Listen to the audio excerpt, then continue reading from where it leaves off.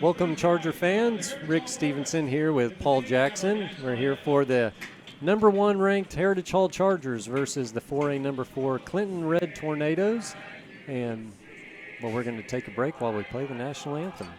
When you walk into Fuzzy's Taco Shop, you'll know you're in the right place. With the best Baja-style menu in town, we'll have the whole family addicted. Order up. Nachos, tacos, burritos, it doesn't matter. It's like an explosion of flavor in your mouth. We know you've had a long day, and you deserve a break. So, bring the crew to one of the Fuzzy's Taco Shop locations in Norman, Oklahoma City, or Stillwater. Welcome to your new addiction. Eat me. You're gonna find a whole lot to love right now during truck trading time at Joe Cooper Ford. You can trade your keys for the keys to a new truck. Then Joe will beat any other dealer's best deal by $500 guaranteed. Get more for your trade-in, lower your monthly payment, and make no payment for 90 days. Plus, we believe in service after the sale. When you bring your new Joe Cooper Ford in for service, you'll get a courtesy loaner car and a car wash. Who loves Oklahoma? Come see us at Joe Cooper Ford. The Chargers were hyped up as the teams took the field for a showdown between metro area powerhouse programs. And they didn't waste any time turning that energy into production on the field as Philip Smitherman took this jet sweep and put 2 Falcons on skates to pick up 30 yards. And just a few plays later, Jackson Jobe lasered a touchdown pass to Peyton Ernest on this wheel route to put the Hall up 7-0 early. The Charger D unleashed a fury of energy on Millwood as Jaden Williams brought the backside heat and Connor Keith stuffed the run.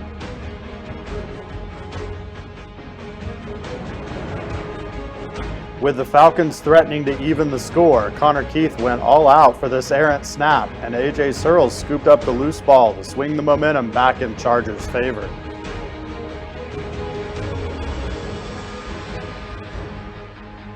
Facing 4th and 11 early in the second quarter, Coach Bogert went to his bag of tricks, and Jobe found senior tight end Max Bates to convert this fake punt. Then Jobe hit Smitherman on a bubble screen, and the Harvard commit weaved through the Millwood defense before being spun out of bounds at the 1-yard line. A couple of plays later, junior quarterback Robert Imbro punched it in on the keeper to extend the Charger lead to 13. Trailing, the Falcons took to the air, but Davis Duncan denied this pass attempt to keep them grounded. And a drive later, sophomore linebacker Nick Keith jumped this underneath route and returned the ball inside the red zone to fire up the Charger sideline.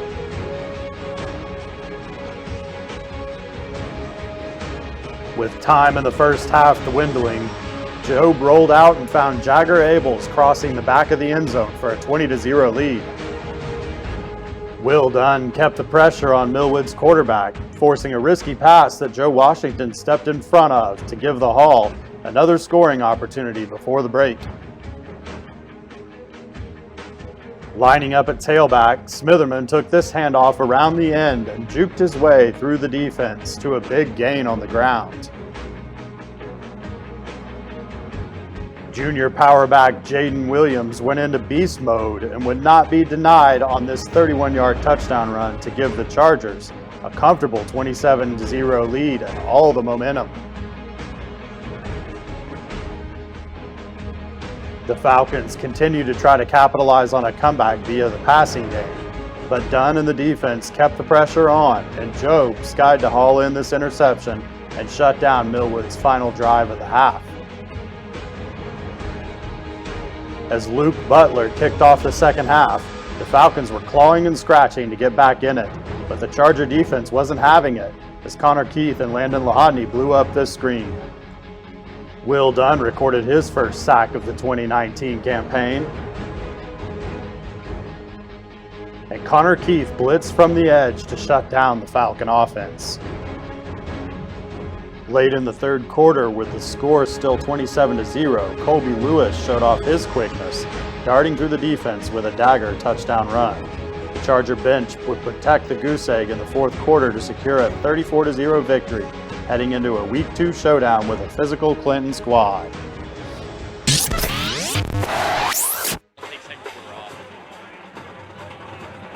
All right, welcome back. to Pub Murray Memorial Field here at the campus of Heritage Hall. Rick Stevenson along with Paul Jackson.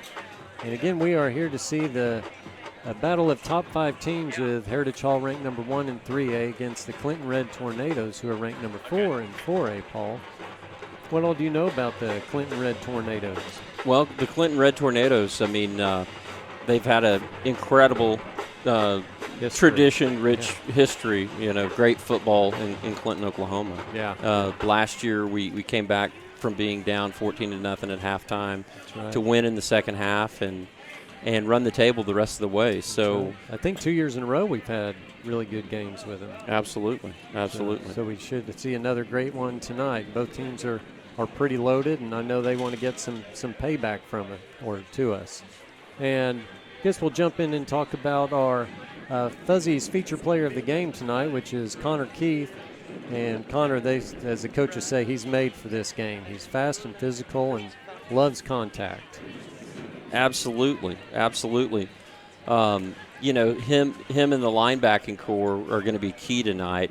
It includes Connor Keith, Hardy Bowers, and A.J. Searles. Yeah, and really they're the key to stopping Clinton's running game. Yeah, I mean Hardy and Connor last year were 2 of the best linebackers. Not to slight anything from A.J., he wasn't in as much as those guys. He was banged up and out for a number of games too. Yeah, and so he's a great addition there. So those are 3 of the best linebackers I think we'll see this year, especially in 3A.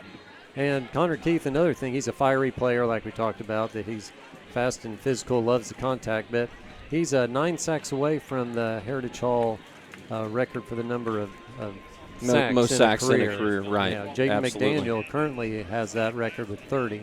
So, with a number of games to be played, I feel pretty good that Connor Keith's going to maybe smash that record. Yes, I agree. He had 1 sack last week against the Millwood Falcons, and Coach Mark Adams loves to send him on blitzes. That's right. We saw his fieriness last week. Yes, absolutely. That's right. And now we'll talk about our Mercedes-Benz of Oklahoma City keys to the game. And these are what our coaches talk about, what it's going to take to win the ball game. And number 1 is stop the toss. So the linebackers who you were talking about how good they are, they have to make reads and be solid tacklers against the Clinton's dangerous rushing attack, because they are a run-first team. So. Sure. I talked to one of the Clinton fans walking in tonight.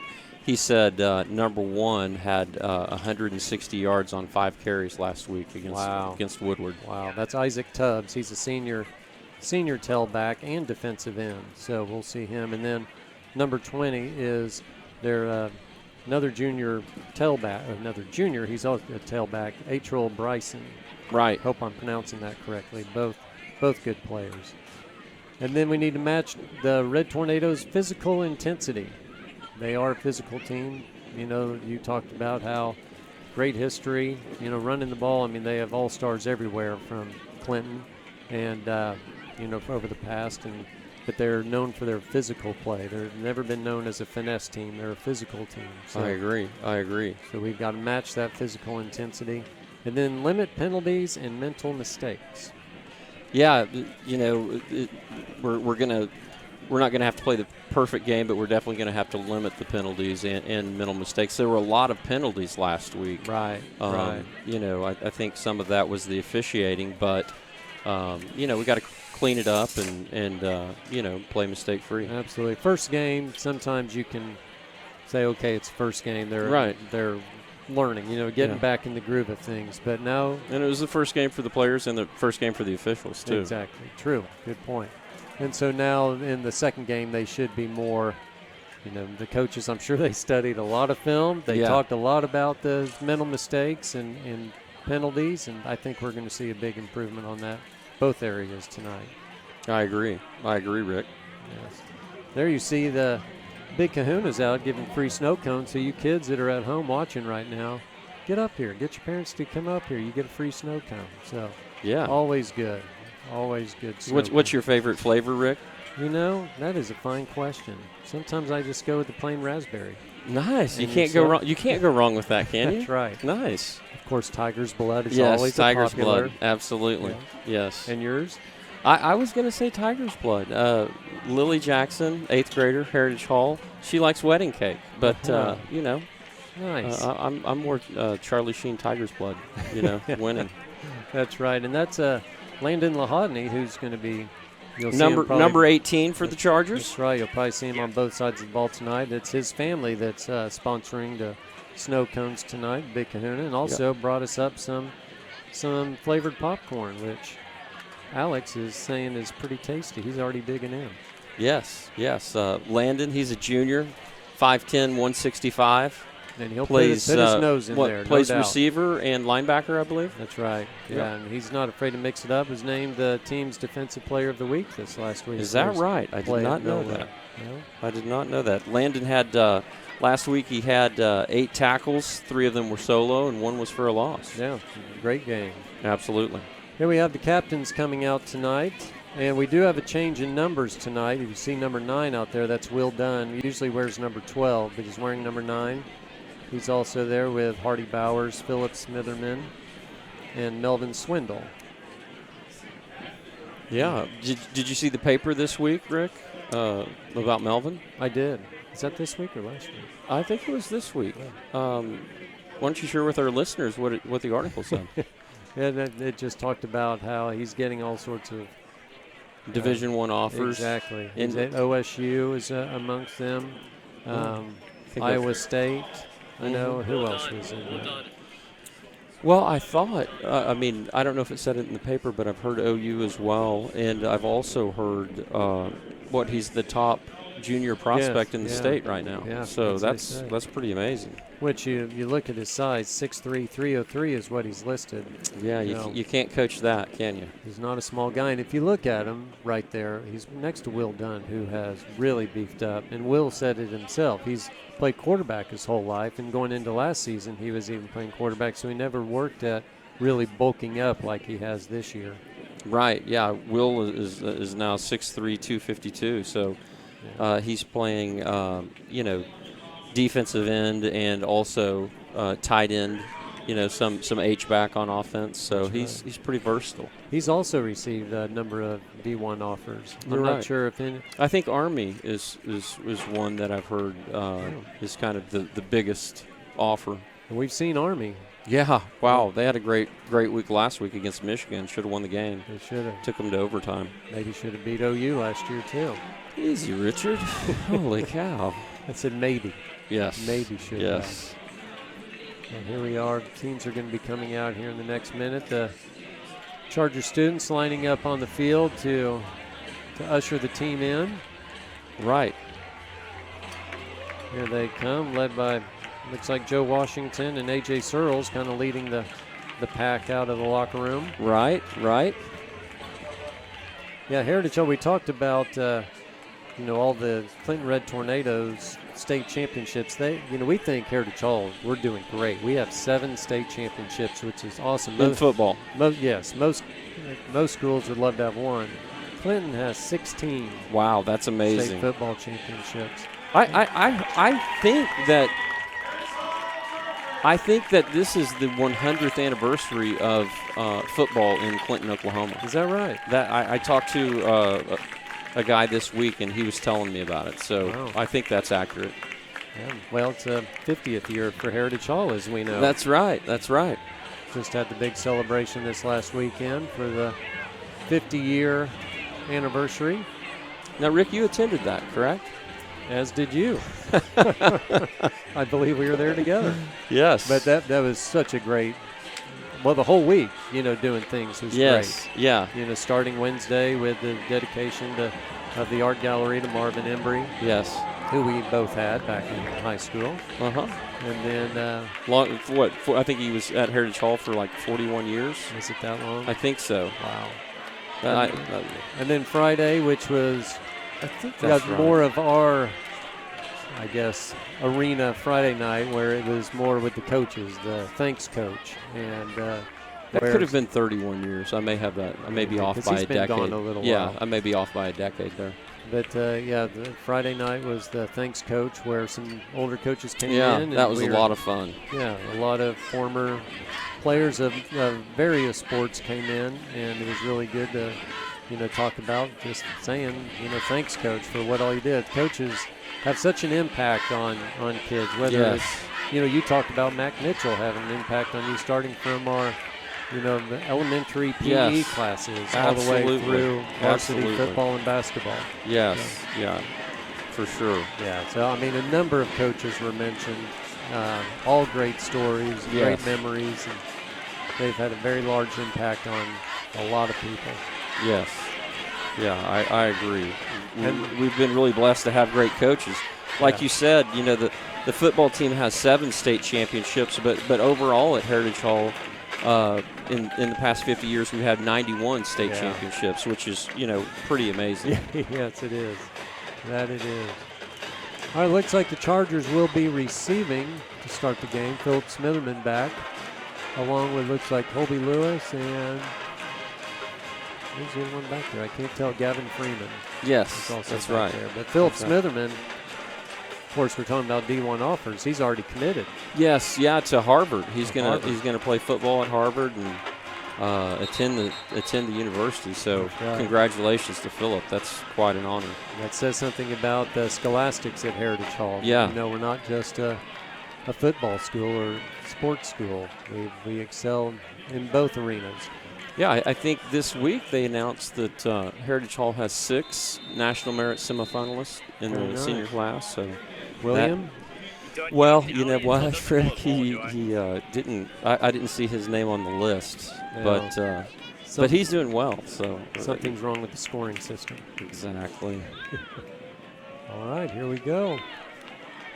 Deep kick to Philip Smitherman, takes it at the 1. Comes up the right side. Ooh.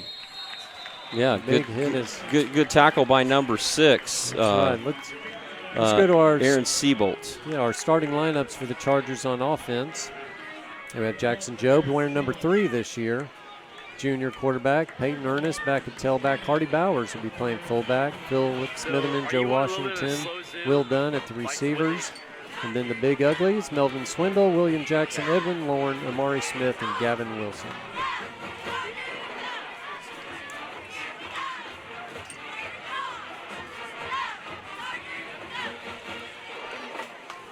There we go. Looks like we're starting out of the pass just a little high over Philip Smitherman's head.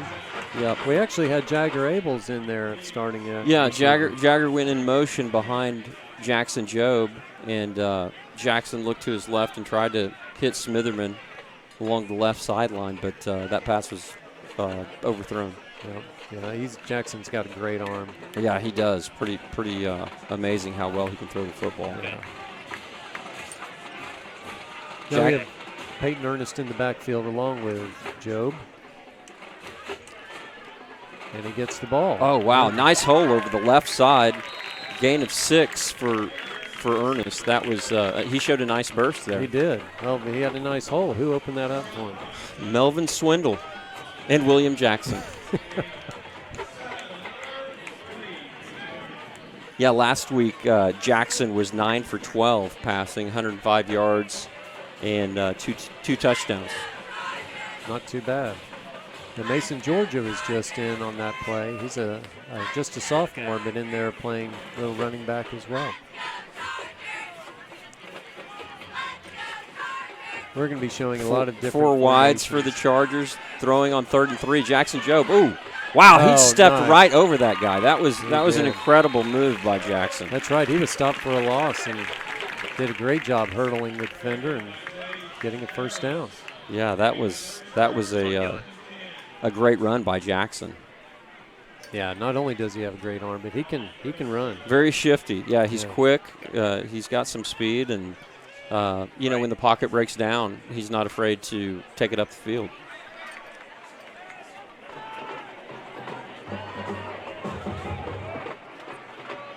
Still a single backfield with Peyton Ernest. And he gets the pass. Just a little too far in front. Yeah. You know, Clinton did a good job defending that one, too. If Peyton had caught that, It didn't look like there was a lot of daylight there. Yeah, absolutely. Well, that brings up 2nd down and 10 for the Chargers. Jaden Williams in the game for Peyton Ernest. What do you see on the Clinton side of the ball? Number 59. He's a big boy. Yeah, he's a pretty big kid. Matt Zerline. Yeah, we don't have his stats, but junior defensive end. I'm going to say he's 6'5", 235. Yeah. He's a big boy. Yeah, he is a big kid.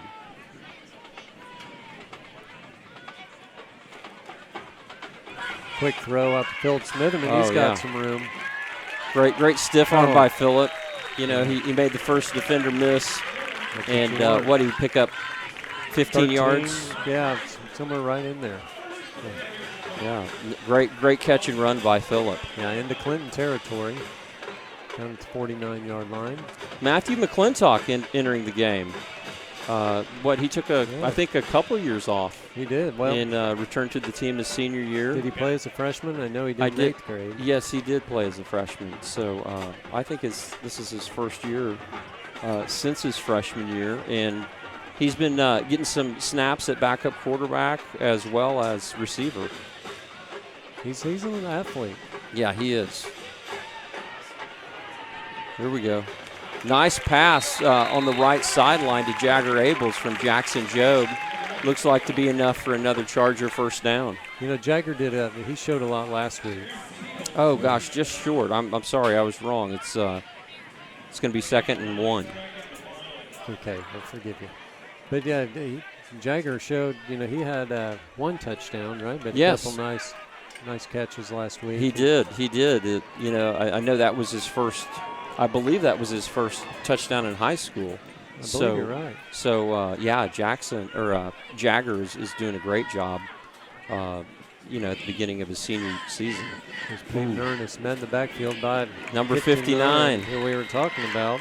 It's Matt Zerline. Yes. Yeah, it looked like he stunted in from the left side, and Chargers failed to pick him up at the line of scrimmage. Yeah, one thing the Charger coaches have noticed coming into this game, compared to years past, that Clinton's going to bring more pressure than they have previously. Is that right? Okay. Yeah, they've been more conservative, but they're physical up front. And as soon as we handle that pressure, that opens up more gaps. There's Jackson Job around the right side. Oh, nice move. Nice stutter step now. He came in 66. Ben Foster came and put a good hit on. He's another big boy. He's listed at 6'3", 220, just a sophomore. Great move by Jackson. He. Now we've changed the quarterback. Bringing in Robert Imbro. So Robert usually comes in the more the running situations. But yeah, that's Robert at quarterback. We got Will Dunn at fullback and Peyton Ernest at tailback. That's kind of a jumbo package. Yes. Yeah, nice run by Robert. Hit after about 4 yards and then carried the defender another 3 yards. Yeah, a few yards. Yeah. Robert came into the Clinton game last year after Will Dunn was hurt. That's right. And engineered the comeback. Yeah, he did a good job. Yeah, he started a few games after that. Absolutely. And he's been battling that ankle injury that that happened in the playoffs his freshman year. Right. Yeah. That was a serious injury. Imbro up the middle. Maybe a gain of 2. Yeah, it looks like 2 or 3. 3rd and short. Right. I think they're going to run it here, Paul. Yeah, I think that Robert Imbro is probably they're gonna see a steady diet of him. Yeah, Jackson's down there throwing a little, I guess, just keeping loose. Right. We've got Mason Georgia at tailback right now, alongside Imbro. Good block there by Mason Georgia. He sprung Imbro around the left side. That was a solid block. Yeah, gave it a good 3-4 yard gain. Give Chargers a first down. Yeah, Clinton will mix it up a little bit on defense. They switch between the 3-man and 4-man front, so they'll give different looks. So short yardage, they usually will stack the box a little more when you know it's running. But with this Heritage Hall coaching staff, you can't put too many in the box or they'll just loft one over. Yeah.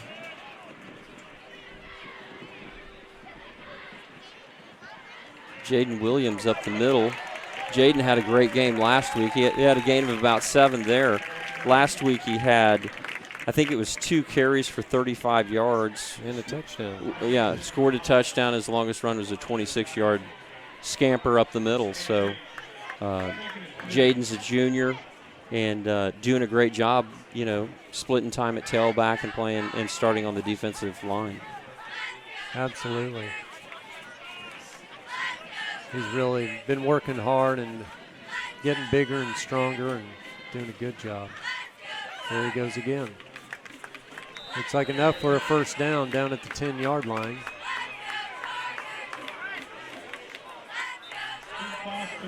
Just outside the 10, I think. Or maybe it is. Maybe it's on the 10. Yeah, it's on the 10. Excuse me.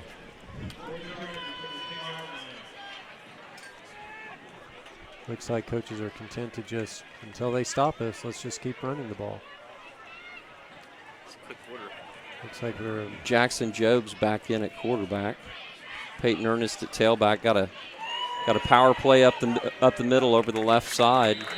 Gain of about 6 for Ernest. That was a nice setup. They had stacked the right side. We did stack the right side of the line, but sent 2 guys pulling back to the middle. Exactly, and that's hard as a defense. That's hard to stop that many guys coming to block. So yeah, opened up a nice hole. They pulled from the right side up through the over the left guard, and yeah, there was a nice hole there.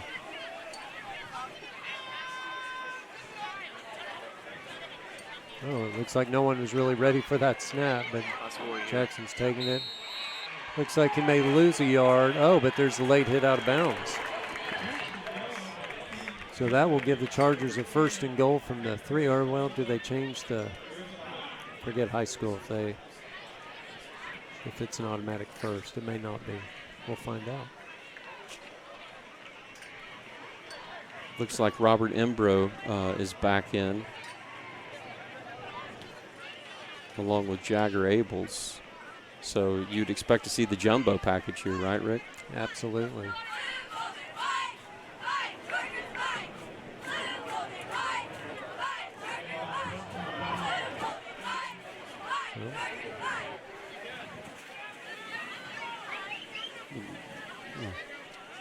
Odd. Yeah, moving down to the 3. Okay.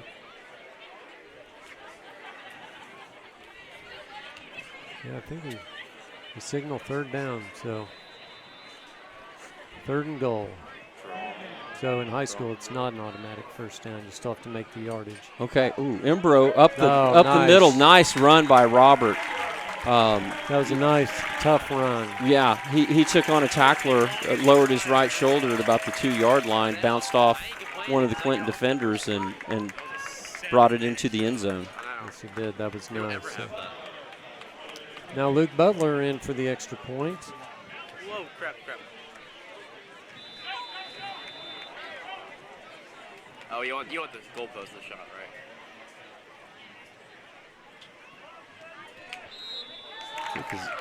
Up and good. He remains perfect for his career. Right, yeah. I was just going to say that last week was his first varsity action as the place kicker. That's right. He made every extra point. Right. I'm trying to remember, did we attempt a field goal last week? I cannot remember, to be honest. There was so much scoring going on. Yeah, but he was 4 for 4 on extra points. I don't believe we kicked a field goal last week, although I may be mistaken.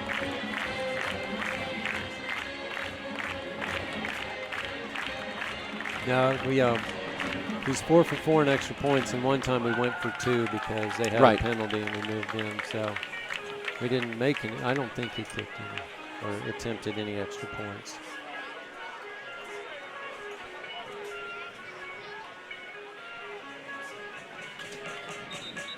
Rick, a great first drive by the Chargers. It was. I mean, slow and steady. You know, there wasn't a big home run. Everything was, you know, just calculated right down the field to score. Right. Took off, over 6.5 minutes off the clock. Correct. So, it's a great drive. Yeah, I mean, that's obviously the way you want to open up the ball game. Absolutely. You know, go get a score and put the pressure on Clinton to respond. Well, here we are now with the kickoff team. Didn't waste any time. Luke Butler gets it down to about the 14. That was Aaron Seabolt returning it for the Red Tornadoes, and brings it out to about the 25-yard line. Looks like the 26.5 or so. Right. So let's look at our starting defense here. We got Will Dunn, Melvin Swindle, Jaden Williams right on the line. They were the ones we mentioned, linebackers, Connor Keith, Hardy Bowers, A.J. Searles. And then Landon Lahodney also kind of plays, especially he and Jackson Jobe, kind of the star and bandit is what those mean. And then Peyton Ernest, Davis Duncan, and Philip Smitherman are in the defensive backfield. A lot of juniors in lineup, all juniors and seniors.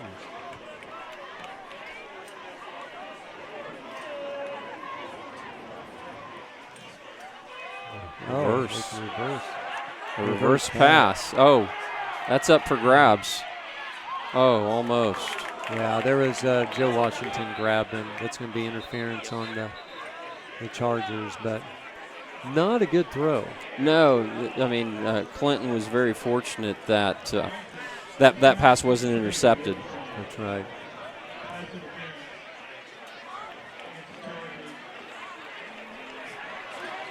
I took Joe out, but I didn't see who replaced him. I think it's Jackson Joe. Jackson was in there. He was playing the bandit. Whatever. Yes.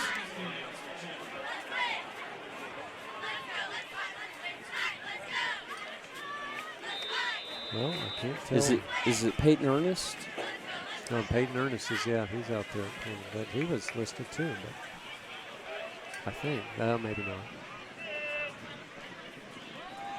Oh, There's good defense by the Chargers there. It looked like Will Dunn and Melvin Swindle led the way. Yeah, as well as Connor Keith.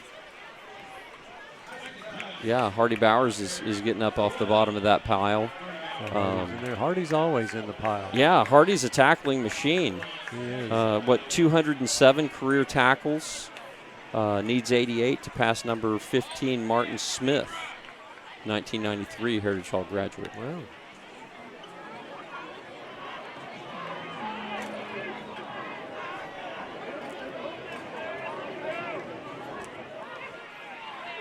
Oh, here's pressure. Oh, by Jackson Jobe. Almost had him.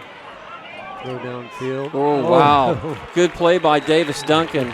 He just. I don't know if he got a hand on it or not. I think he did.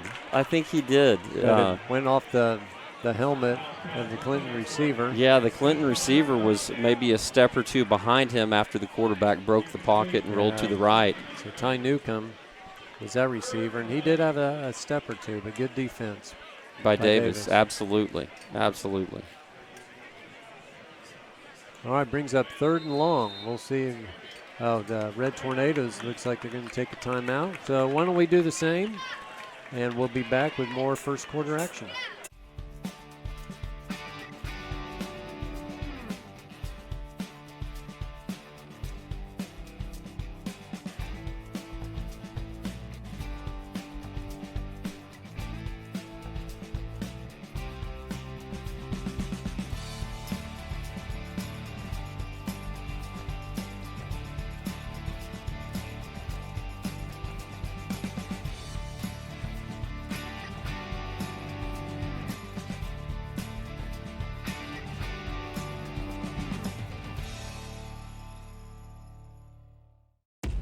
We all want a chance to grow, to use the present to impact the future. Every day, this field is a place to play for thousands of our students. And this place, this field, changes everything. This field is more because the future plays here. Okay, here we are, back. Looks like Clinton's trying to get their guys out on the field after a timeout. 3rd and 11 for the Red Tornadoes. 4 on the left side. Oh, wow. Looked like a hold. He's still short of the first down. It looked like a hold on Yeah, number 19. It looked like he was holding number Lahodney. 18 from the Chargers, Landon Lahodney. Nate Jones, another sophomore, man. They loaded with sophomores. Oh, and they called it. Oh, they did, okay. Yes. I didn't see that being thrown. I didn't see the flag either, but the official just indicated holding on the Clinton Red I'm sure Tornadoes. they heard about it with our coaches right there in sideline. I'm sure they told them that there was some holding going on. Yes. 3rd and 21. The Red Tornadoes. This is, I'm sure our defense is licking their chops right now. Obvious passing. Yeah, obvious passing down. I'm sure Coach Mark Adams will bring some pressure here.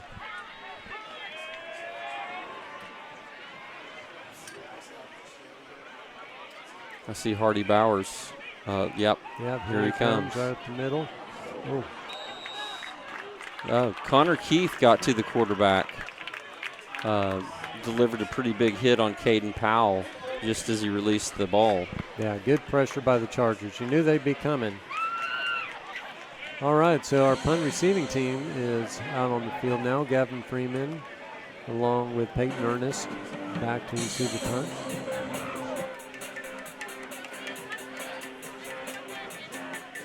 How about the game last week, Rick? Yeah, Millwood, we didn't touch on it. We saw the highlights earlier, but wow. 34-0 over the Falcons. Yeah. It was ranked number 5, was it, in 2A? I believe you're correct. Pretty short punt. Going out of bounds, but on the 42-yard line of the Chargers. Now the offense coming back on the field. What do you think, Paul? Will you see a lot of the same, just pounding the ball, or will there be some? I think you're going to see some passing here from Jackson Jobe. But, you know, the coaches will they'll mix it up, and you know, if we don't get a couple of quick completions, they'll go right back to the running game.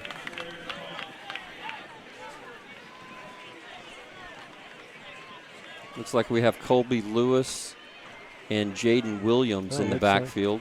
I didn't see, what did they mark off as a penalty? I didn't see it either, Rick. Holding. Okay, holding on the punt return team. So 1st and 10 from the 33, I believe.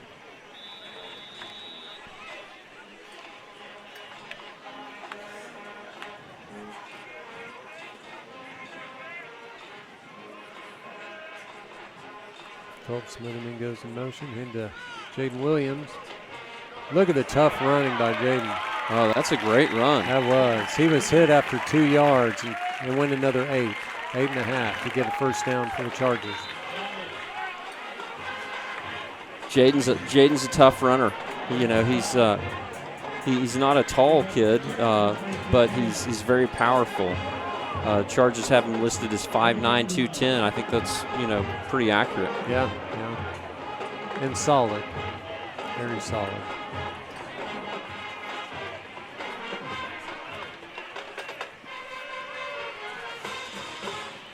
Hand off to Peyton Ernest.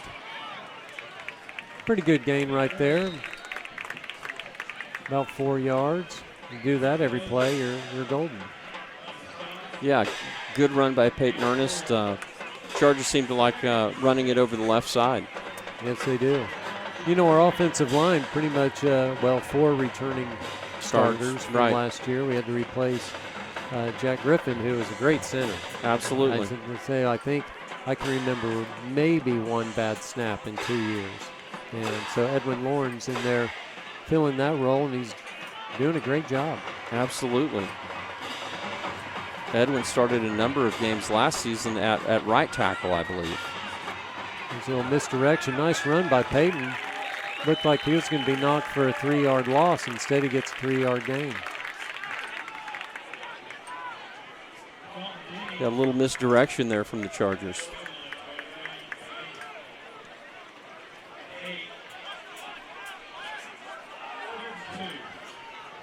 Third and 2 for the Chargers.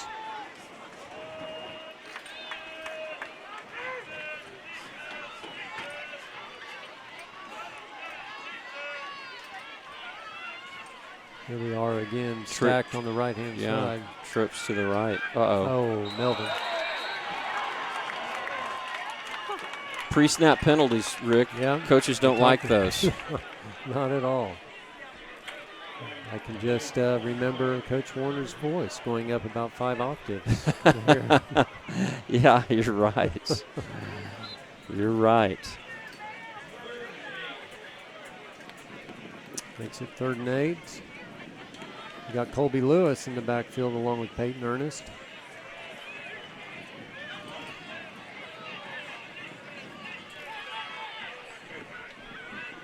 Go back to pass. Plenty of time. Wow! What a catch! What a catch by Will Dunn. That one we'll have to check again on the Charger revision on our next break. Yeah, I think he tipped it 3 times. Yeah, with one hand and finally pulled it in for what, a 15-yard gain, Rick? That's right. That's right. Even though we don't have it, a specific play of the game, but right now I'm going to give that the Joe Cooper Ford play of the game so far.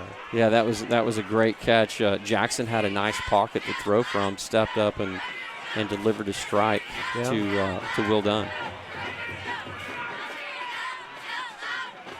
Jackson back again. Oh, Phillip, wow. Good job after getting knocked down. Good stiff arm too. Yeah, another great throw by Jackson. He's really got a live arm. Yes, he does. About a 7-yard gain there, 8-yard maybe.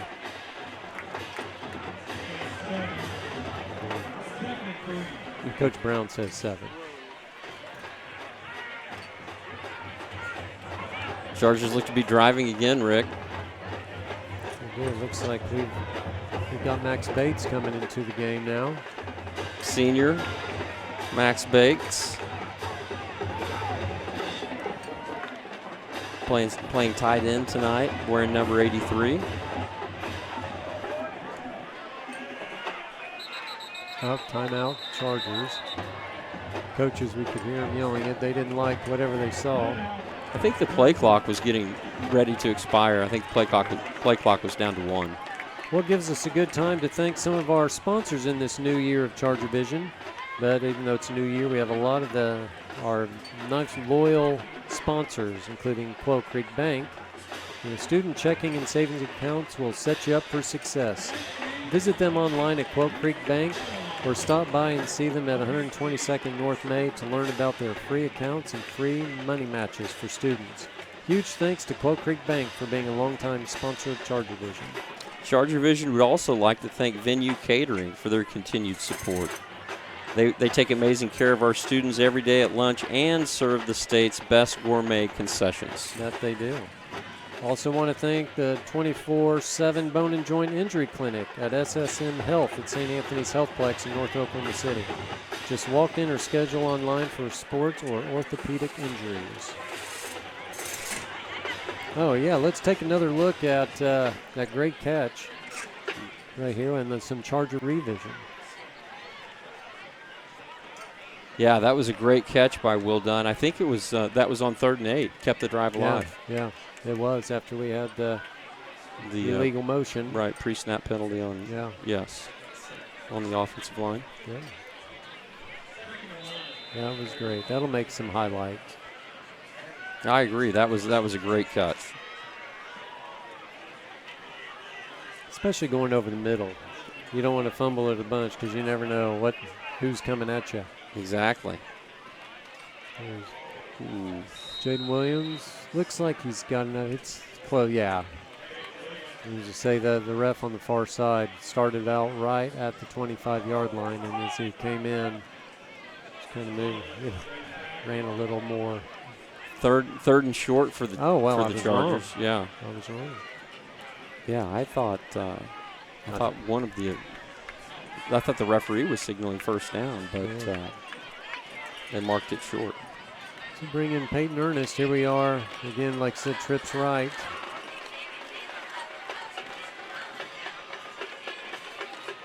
Oh, they saw it coming that time, Paul. Right. That was a nice defensive play. Where did that come from, Rick? I think number 59, the Matt Zerline, who we talked about, came crashing down. Came from the Chargers' right side.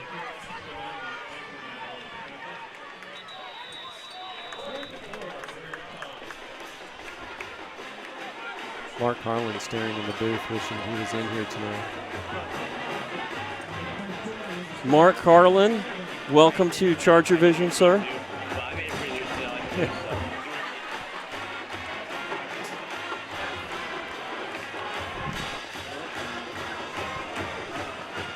Oh, why don't we thank a couple more of our sponsors? Charger Vision would like to thank our presenting sponsor, Fuzzy's Taco Shop. There's no better game day restaurant. Fresh, fast, and fun. Stop in at Chisholm Creek after the game or visit one of their other locations in Edmond, Bricktown, Norman, Stillwater, and now open in Moore. Fuzzy's welcomes you to your new addiction.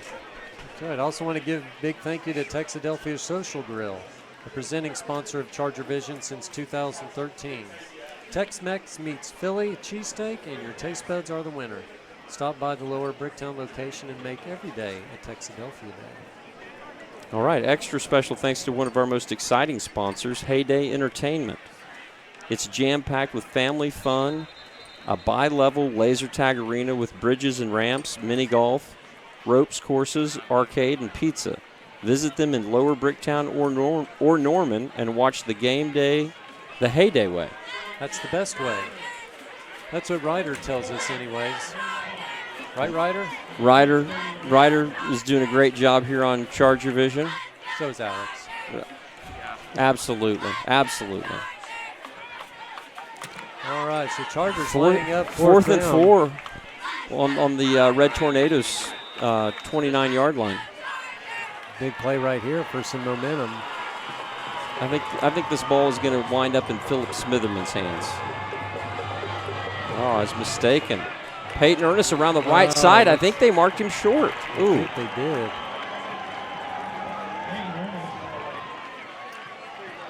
Clinton coaches say it's their ball. And let's see if it's close enough for a measurement.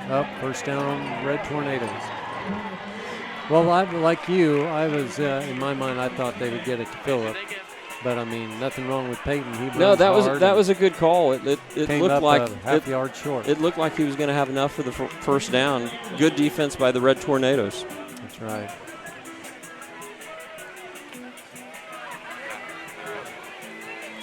Joe Washington back in at cornerback for the Chargers.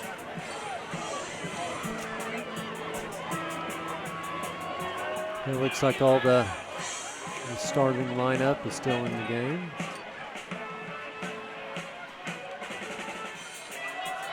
And up to the left, Isaac Tubbs. Good tackle there. Yeah, about 4-yard gain. I think that's right.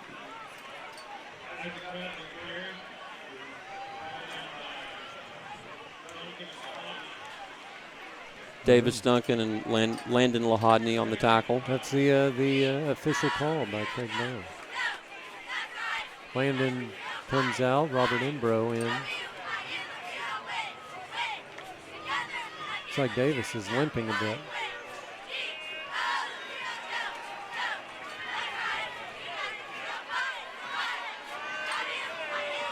Whoa, my bad. Sorry. Back to pass. Looks like wide open in the middle. That's a good throw to number 7, Dalton Denny. Yeah. He's listed as a quarterback, but did a good job receiving it there, and a tough run. He knocked heads with a few Chargers along the way for a, what was that, about a 25-yard gain or so? 20-yard gain? Mm-hmm. Landon Lahodney back in for Robert Imbro. Yeah, that was a great throw by Clinton's quarterback, Zayd Ciceros. It's a mouthful. Yeah, that was he threw that before the receiver even turned around. That was a good throw. Nice catch by Ty Newcomb. That was. And that's hard. That's a lot harder than people think sometimes to turn around and the ball's already in the air. Your reaction time is just, if you didn't catch that, I snapped. You would know, Rick. As would you. Let's see here. Looks like Colby Lewis came in. Or no, Peyton Ernest, I'm sorry. Yes, you're right. Peyton Ernest in for Davis Duncan. There we go. Good defense there by the Chargers. Yeah, I saw Jaden Williams on there. Amari Smith looks like he was in on the tackle. Robert Embro as well. I don't think Robert was in there. That was Joe Washington, I think. Oh, okay. Excuse me. You're right.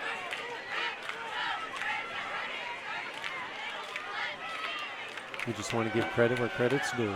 Absolutely, Rick. Clinton threw on second and long earlier in this drive. Let's see what they do here. Oh, I saw a little. There's a pitch sweep. Good defense by the Chargers. Let's see who made that. Jackson Jobe looks like he made that tackle. Oh, the Red Tornadoes had a new tailback in. It was number 8, Tyson Miller. Junior. This has him listed at 5'8", 130.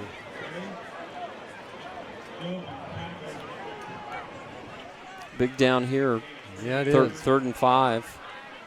Let's see if the with Chargers can. 8:40 left in the second quarter. Tell you what, this first half's going a lot faster than last week. Yes, it is.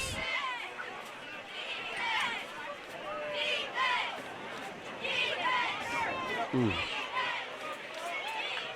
Great hit. Yeah. A great hit on that play by Connor Keith.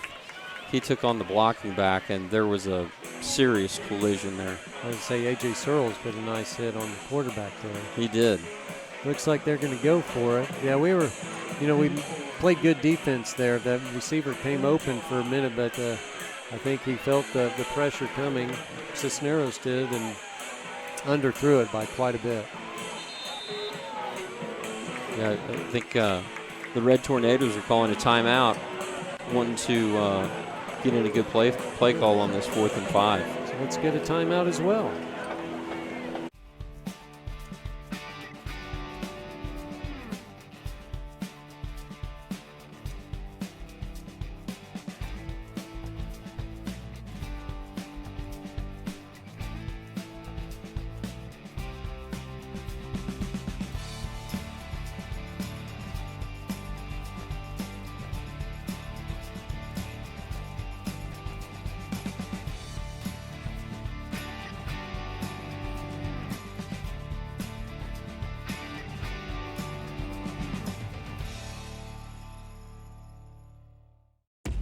We all want a chance to grow, to use the present to impact the future. Every day, this field is a place to play for thousands of our students. And this place, this field, changes everything. This field is more because the future plays here.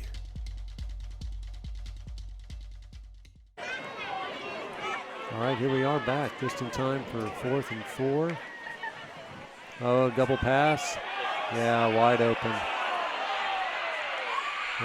Touchdown. We could see that developing just because from our angle we could see that was a backwards pass. Exactly. Yeah, that was a gadget play. Great call by the Clinton Red Tornadoes. It worked, and great call by their coaching staff on 4th down. I think that was Avon Bryson who caught that.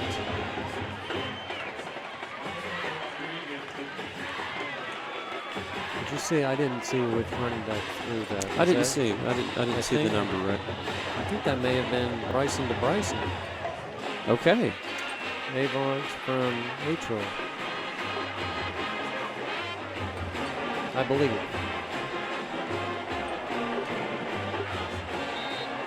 It was a good play.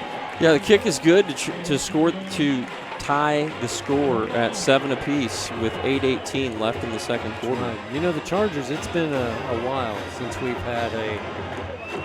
been tied, other than 0-0. I mean, even towards the end of last year, there was a lot of games that, the Chargers kind of took a big lead and never looked back.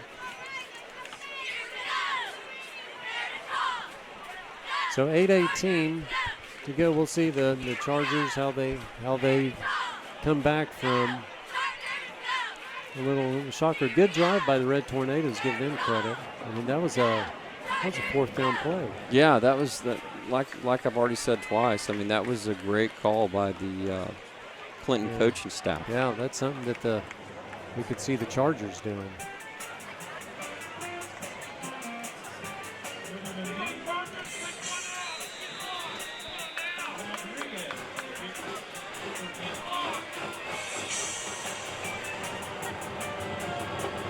All right, here we are. We got a few more in the backfield now. Phillip, looks like Colby and Freeman. It comes to Freeman.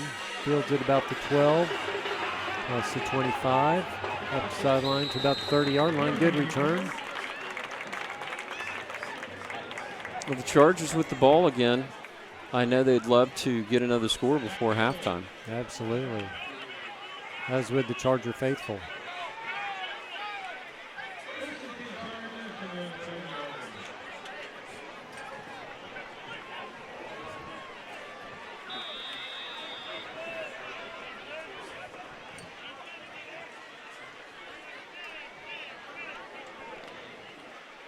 Looks like we're going with Jaden Williams in the backfield.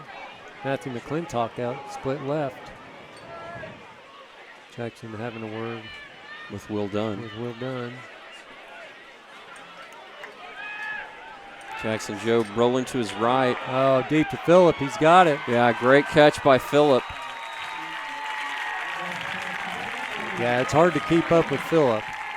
Right. What was that, Rick? A gain of 35 on the play? Oh, let's see. Went from the 30 down to the 35. You're a CPA. Your math is faster than mine. Well, that was a great throw by Jackson Jobe and a great catch by Phillip Smitherman. Just what the Chargers needed to get back in Red Tornado territory. Absolutely. Jagger Abel's coming back in the game, bringing in the play. It's kind of old school bringing in the play with a player. Yes, you're right. Chargers are kind of going hurry up here. Well, not really. 3 left on the play clock. Up the middle to Jaden Williams.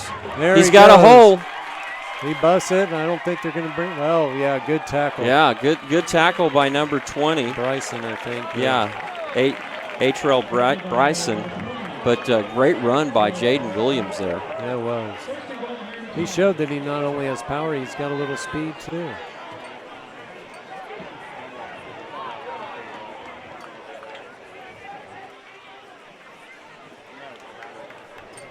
What is that, first and goal from the 4 for the Chargers? From the 4. Give it to Jaden again. Good job wrapping up. Yeah, still a tough run. Good defense by the Red Tornadoes, but I think he fought ahead for, maybe he just got back to the line of scrimmage.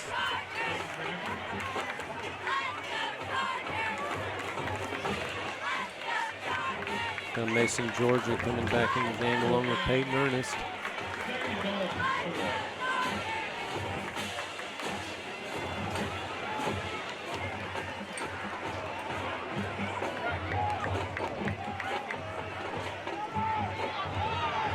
Jackson nice Jobe, run. yes. Jackson Jobe around the right side. Nice quick answer by the Chargers. Yeah, Jackson took that around the right side, cut inside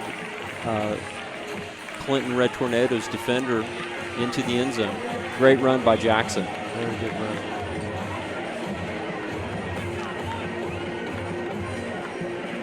And we have Luke Butler in for the extra point.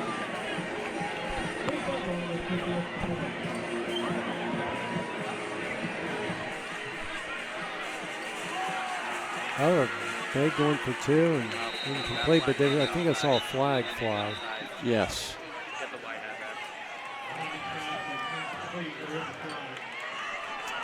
Oh, I didn't see. Was that a design fake or was that mishandled snap? I didn't see that, Rick. Personal foul on the defense. Wow. Now we'll probably go for 2. They'll mark that half the distance. That's right. At least last week, that's what the coaches decided when there was a penalty. But looks like Luke Butler's staying out there. Well, this is a big extra point. Yeah, every extra point right now when you're in a 6-point game. I agree with you. Could have been some movement on the, I'm not sure if that was on Clinton or Heritage Hall there. Looks like they're pointing over to Yeah. the north side. Right. Now we're going for 2. Yeah, so that was Clinton offside, so we should have the ball inside the 1 yard line. Or right at the 1 inside. Yeah, it looks like it's, yeah. So Coach Bogert's decided to put the first offense back on the field and go for 2, it looks like. Yep, absolutely. Why not? I mean, if you can't get a yard.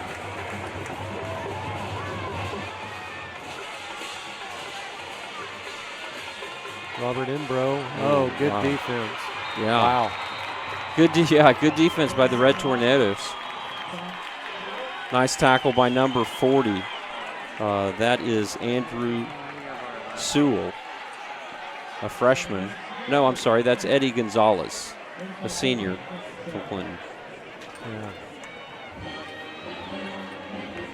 That was good defense, but a nice drive by the Chargers. Absolutely. I mean, a nice response to Clinton's touchdown drive. Yeah, I think we scored in 1 minute and 18 seconds. You're right. They scored at the 8:18 mark. That's your math. There's a look at the cheerleaders in the jungle. A couple of big plays on that drive, right, Yeah, Rick? the long pass to Philip Smitherman and the run by Jaden Williams. Yes. So that's what happens. You just, first drive, just boom, boom, boom, boom, and then something opens up and you knock one for a long one.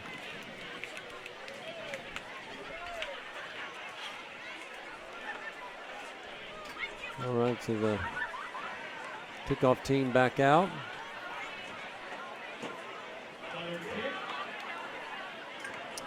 Looks like we got a couple other young guys out there. Yeah, Nick Keith, Davis Duncan. KJ Evans, who's a freshman. Oh, good. Who's number 35 kicking the ball for us here? Luke Butler. Luke Butler. All right. Good kickoff by Luke to the 15-yard line. Oh, and that's good. That's good kick coverage. Yeah. It's our Fuzzy's feature player of the game. Absolutely. Another tackle by Connor Keith.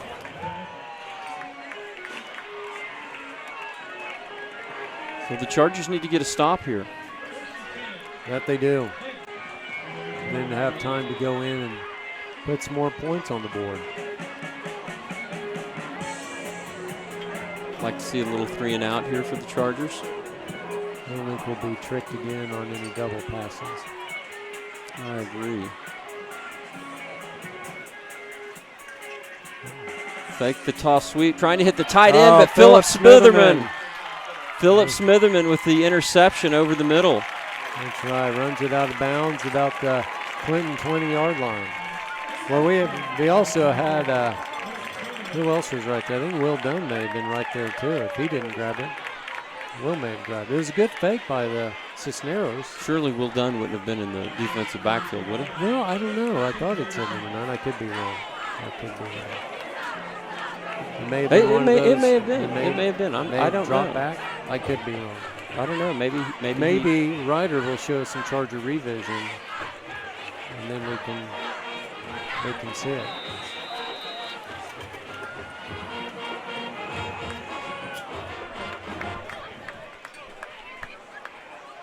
So the Chargers back on offense. That's right. They're making another quick score. Looks like Jaden Williams in the backfield with Jackson Jobe. Quick pass down low. Colby Lewis. little low on that throw by Jackson. Just a bit. Colby's a good infielder, but you can't catch him on the bounce. Right. Football. Yes. Yes. 2 of the stars on the Heritage Hall baseball team there, Absolutely. right? Yeah. Which they should be loaded this year. Pitching staff should be pretty solid. Good. Good. We got Jackson Colby. Colby got his hurt a lot of this year, so we didn't get to see him as much on the mound, but he's a good little pitcher too. Split backs in the backfield here. Nice throw over the middle to Will Dunn. Hurdles the Red Tornado defender and makes it down to the 3-yard line. It looks like they're marking him at the 5, which does seem a little short. Gosh, okay.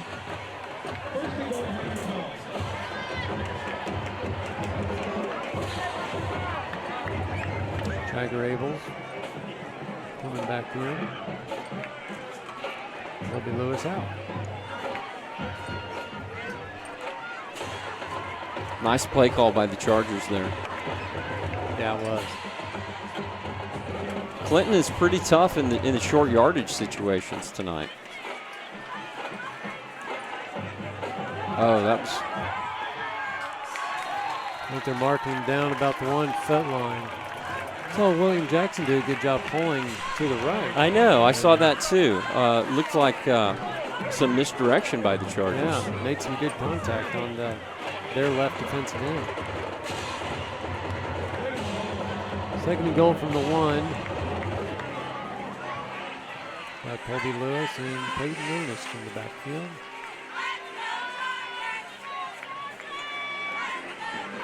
Rolling out, Colby Lewis wide open for a touchdown. Good play. Yeah, great play call there by the Chargers. It was wide open. What was that, Rick? A little crossbuck action in the backfield? Yeah, absolutely. He just kept going, coming from the left halfback over to the right-hand side. No one covered him. Yes, yeah. Great play call. Pretty good with a minute and 31 to score more points. Good kick by Butler. Perfect on the night, 2 for 2 on extra points. That's right, makes score 20-7 Chargers. You know, that was a short drive on that one because the interception. Yeah, big interception by Philip Smitherman. Really changed the complexion of the game. Absolutely.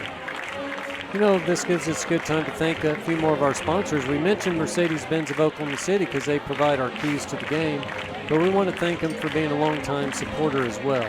Visit them in Edmond or at mercedes-benzofokc.com. Mercedes-Benz of OKC, the best or nothing.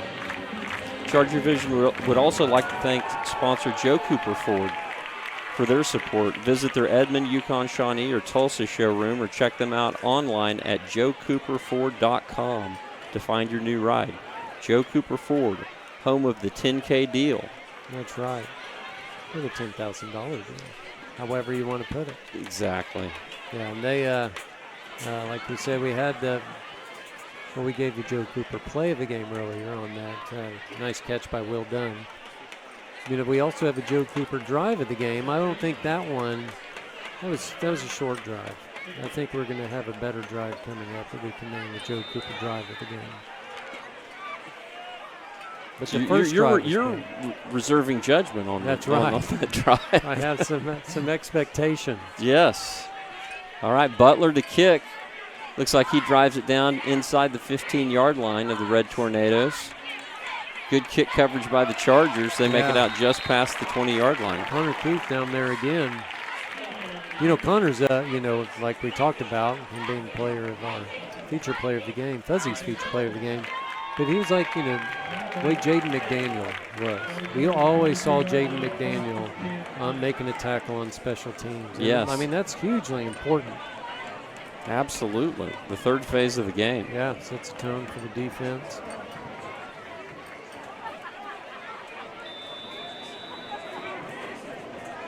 Big possession for the Red Tornadoes here. They do not want to give the Chargers the ball back before half. No, they don't.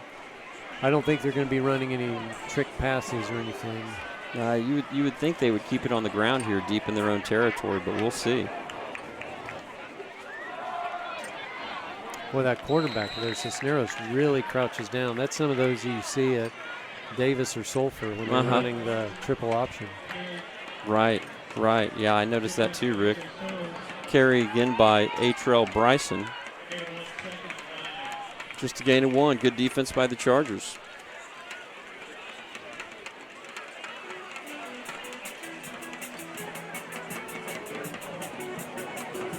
Second and long for the Red Tornadoes here, Rick. What do you think they call?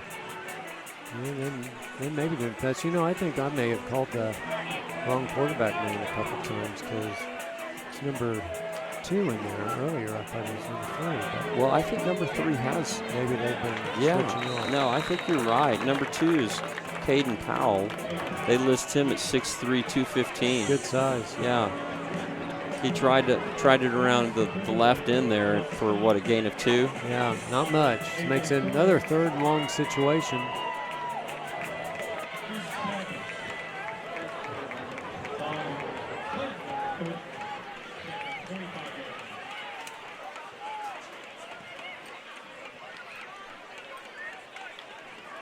Big play for the Red Tornadoes here. They really need a first down. All right, they've got trips right against the Chargers here. Back to pass. Turns it up the field. Ooh, and he does not get there. Now, Hardy Bowers and I think Landon Lahodney both made the hits. Makes it a 4th and short. What do you think they're going to do here?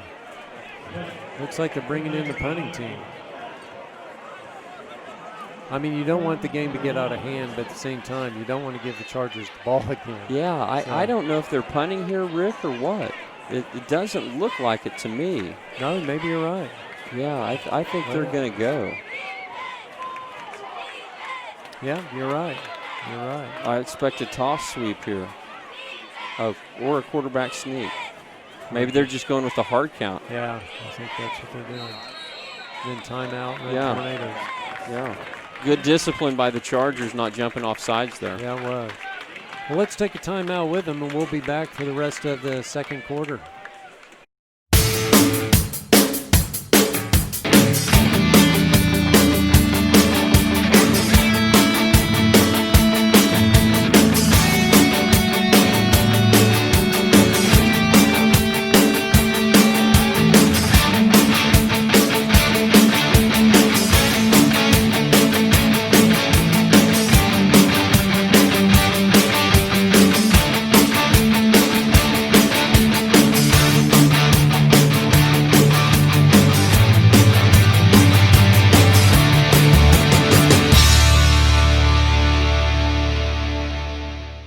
In a world full of distractions, achieve attention. Driving a brand new Mercedes-Benz from Mercedes-Benz of Oklahoma City.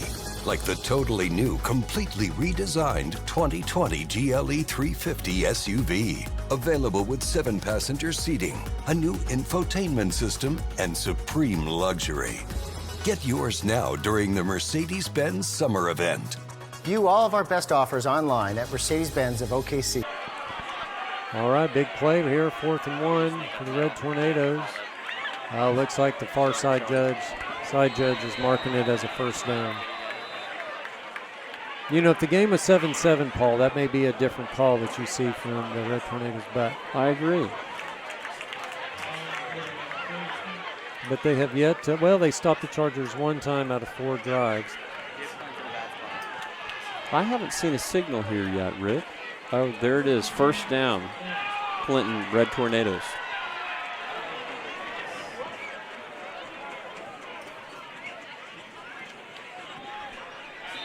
All right, as Justin Evans confirmed, it is Caden Powell there at quarterback. Okay. Just a sophomore. So I assume Justin probably knows him from the diamond. Toss sweep around the left side. Good team defense here. Looks like Amari Smith grabbing around the ankles, Landon Lahodney and others. Will Dunn grabbed him up top.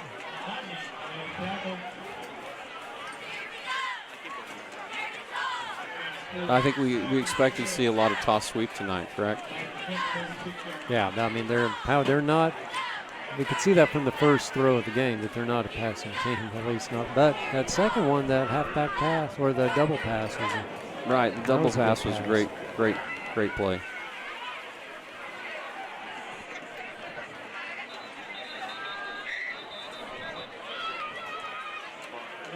We can hear in the press box, Coach Andy Bogert was asking for an illegal substitution penalty there, and they called it. Tell you what, he's got some football eyes. Yeah, these guys don't miss much. And it helps to have a microphone, into the ref's ear. Just kidding. Yes. All right, 2nd and 11. 1:45 to go. Clock's running here.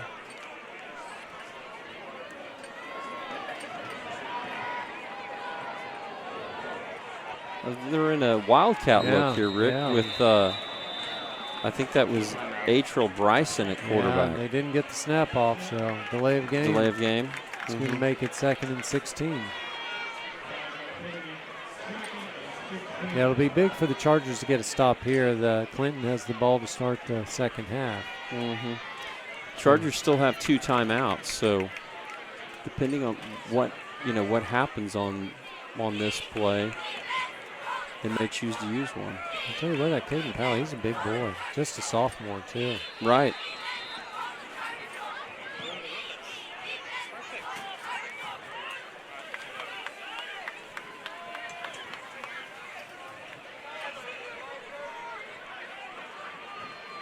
Number 8, Tyson Miller in the backfield for the Red Tornadoes.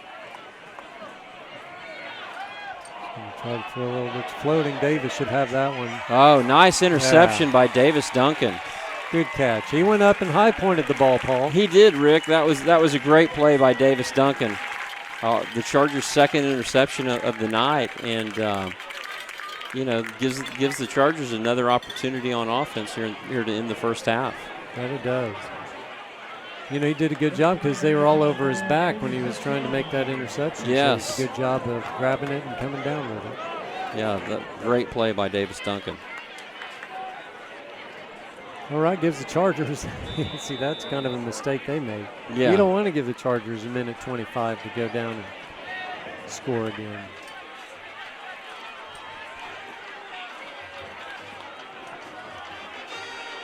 We got some fade after this play. Oh, good pressure by the Red Tornadoes. Good throw by Job to, I think that's Colby Lewis. I think you're right. Yes. We got some halftime entertainment tonight.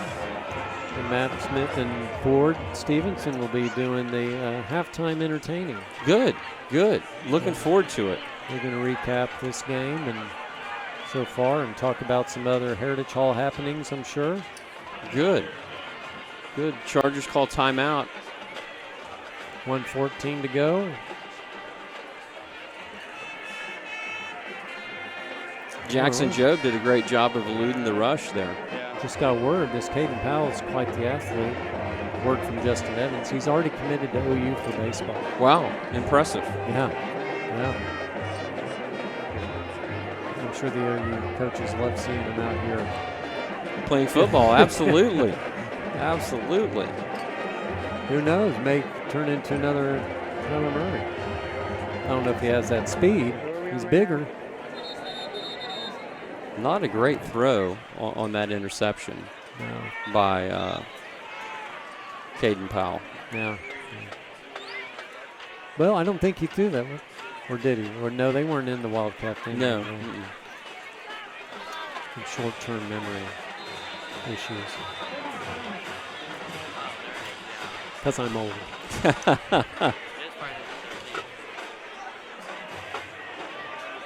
All right, let's see what we got here. Trips left for the Chargers.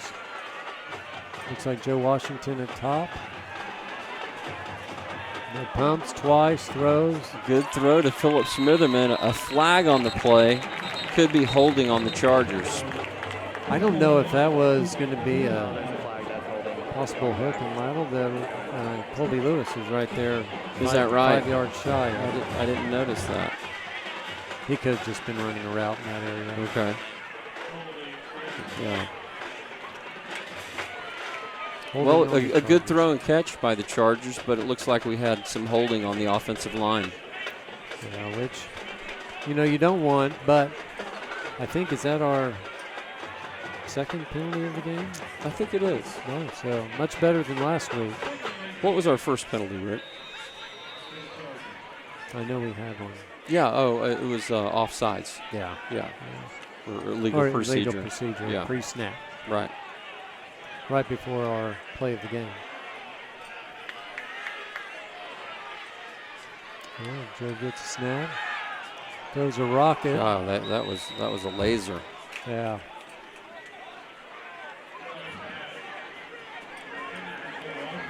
Looks like full moon in the horizon over there, Paul. I see that. Looking at behind the Clinton bench. Friday the 13th. A full moon on Friday the 13th. I was going to say that. Yes. Watch out. Watch out. We'll see. Doom for Clinton. We'll see what happens. Okay, four Chargers split out to the left side here. Yeah, and Davis Duncan in a bunch formation. Solo right. Could be a double pass. Looks like it's pretty well covered by Clinton. Interception there. That was thrown by Robert Embro, and the Red Tornadoes were not fooled. Or Joe. Oh, that is Joe. I'm sorry. The 2 looked like an 8 up here in the booth. Well, there is a flag right on the line of scrimmage. Let's see what the call is. Doesn't look like they're bringing them back. So, illegal man downfield. Okay.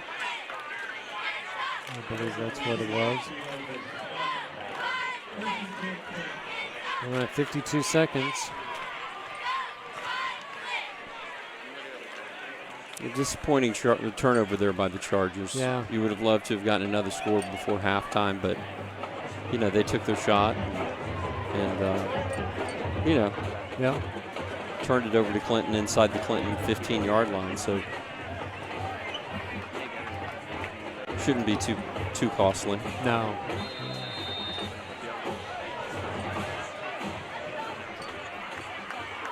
Well, let's see what Clinton. Looks like a knee. Yeah, it looks like Clinton wants to get to halftime. Yeah. Which, with that kind of field position, with 50 seconds left, is maybe not a bad choice by their coaching staff. Exactly. So we'll probably have one more snap here. Yeah, we will. The 7-second difference in the game clock, the play clock. So.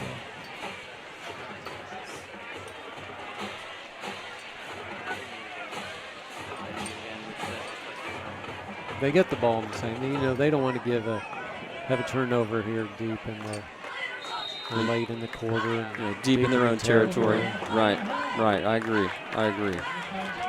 All right, that takes us to halftime. And like I said, that Paul and I will return for a third quarter, but your halftime, you got Matthew Smith and Ford Stevenson. So let's turn it over to those guys. That's right, after these commercial breaks. We're changing healthcare and our name. Now we are SSM Health St. Anthony. But who we are on the inside is still the same. A community of saints in action who have always been a part of SSM Health, making healthcare more accessible when and where you need it. SSM Health St. Anthony. We are saints in action.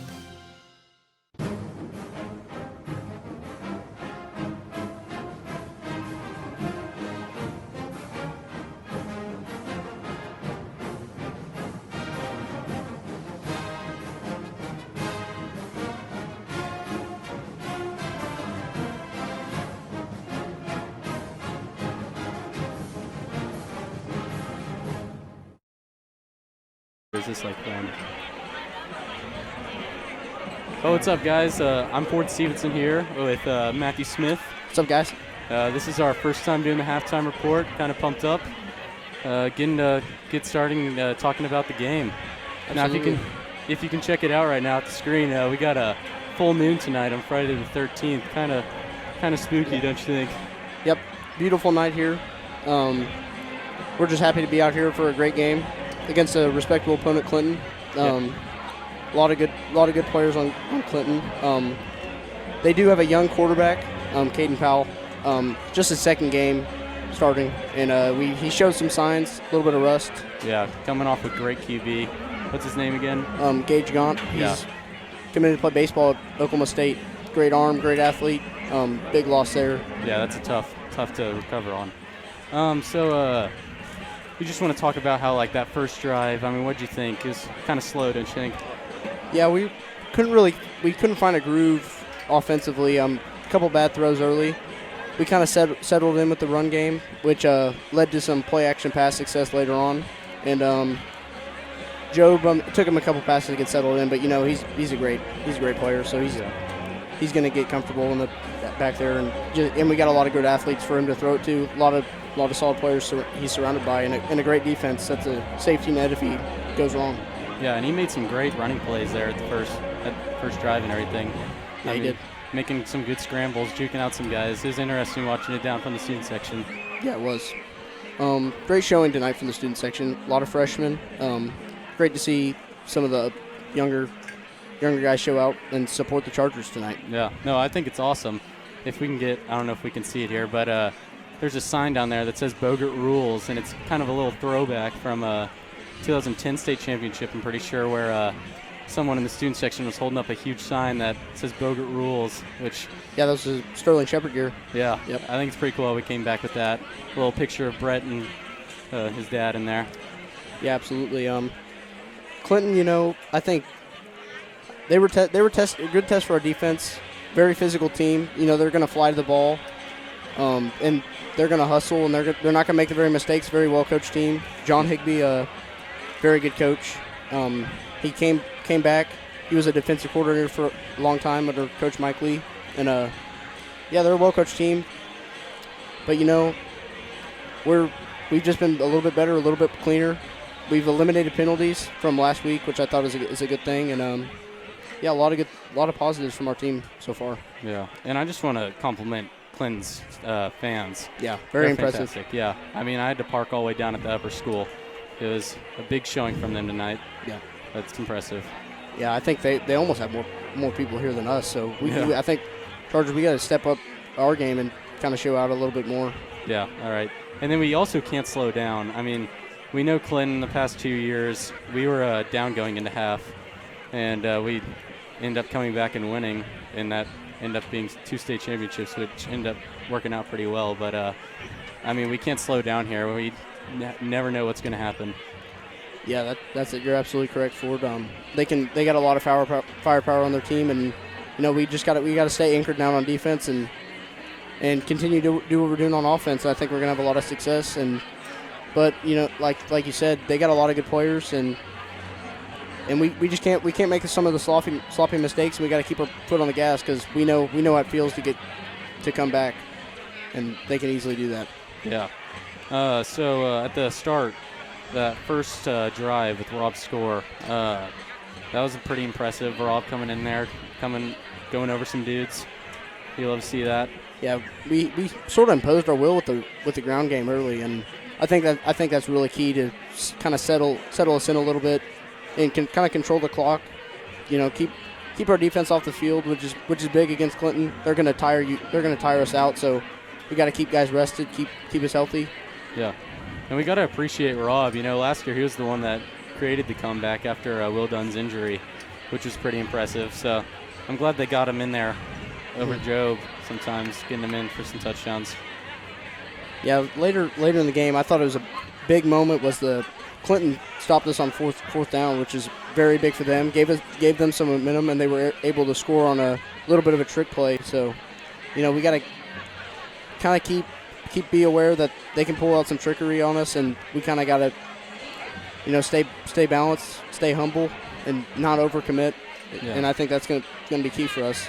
Yeah, and then we also tried to do that play, the screen to the left for us, and then Joe tried to throw it deep to Gavin Freeman, and Clinton played it well. They had 2 guys back there guarding them and ended off with the pick. So Yeah, a little bit of a missed opportunity for us. I thought that could have been a good opportunity to get up 3 possessions coming into half. So that could end up being a big moment. We'll never know. Hopefully we can keep our foot on the gas a little bit. And like I said, I mean, I can't overstate it. Clinton, they're good enough to come back in this game. So yeah. I don't know, Ryder, but do we have replays, right? So can we get that Will Dunn one-handed catch, that tip pass? That was pretty fantastic. I kind of want to pull that up.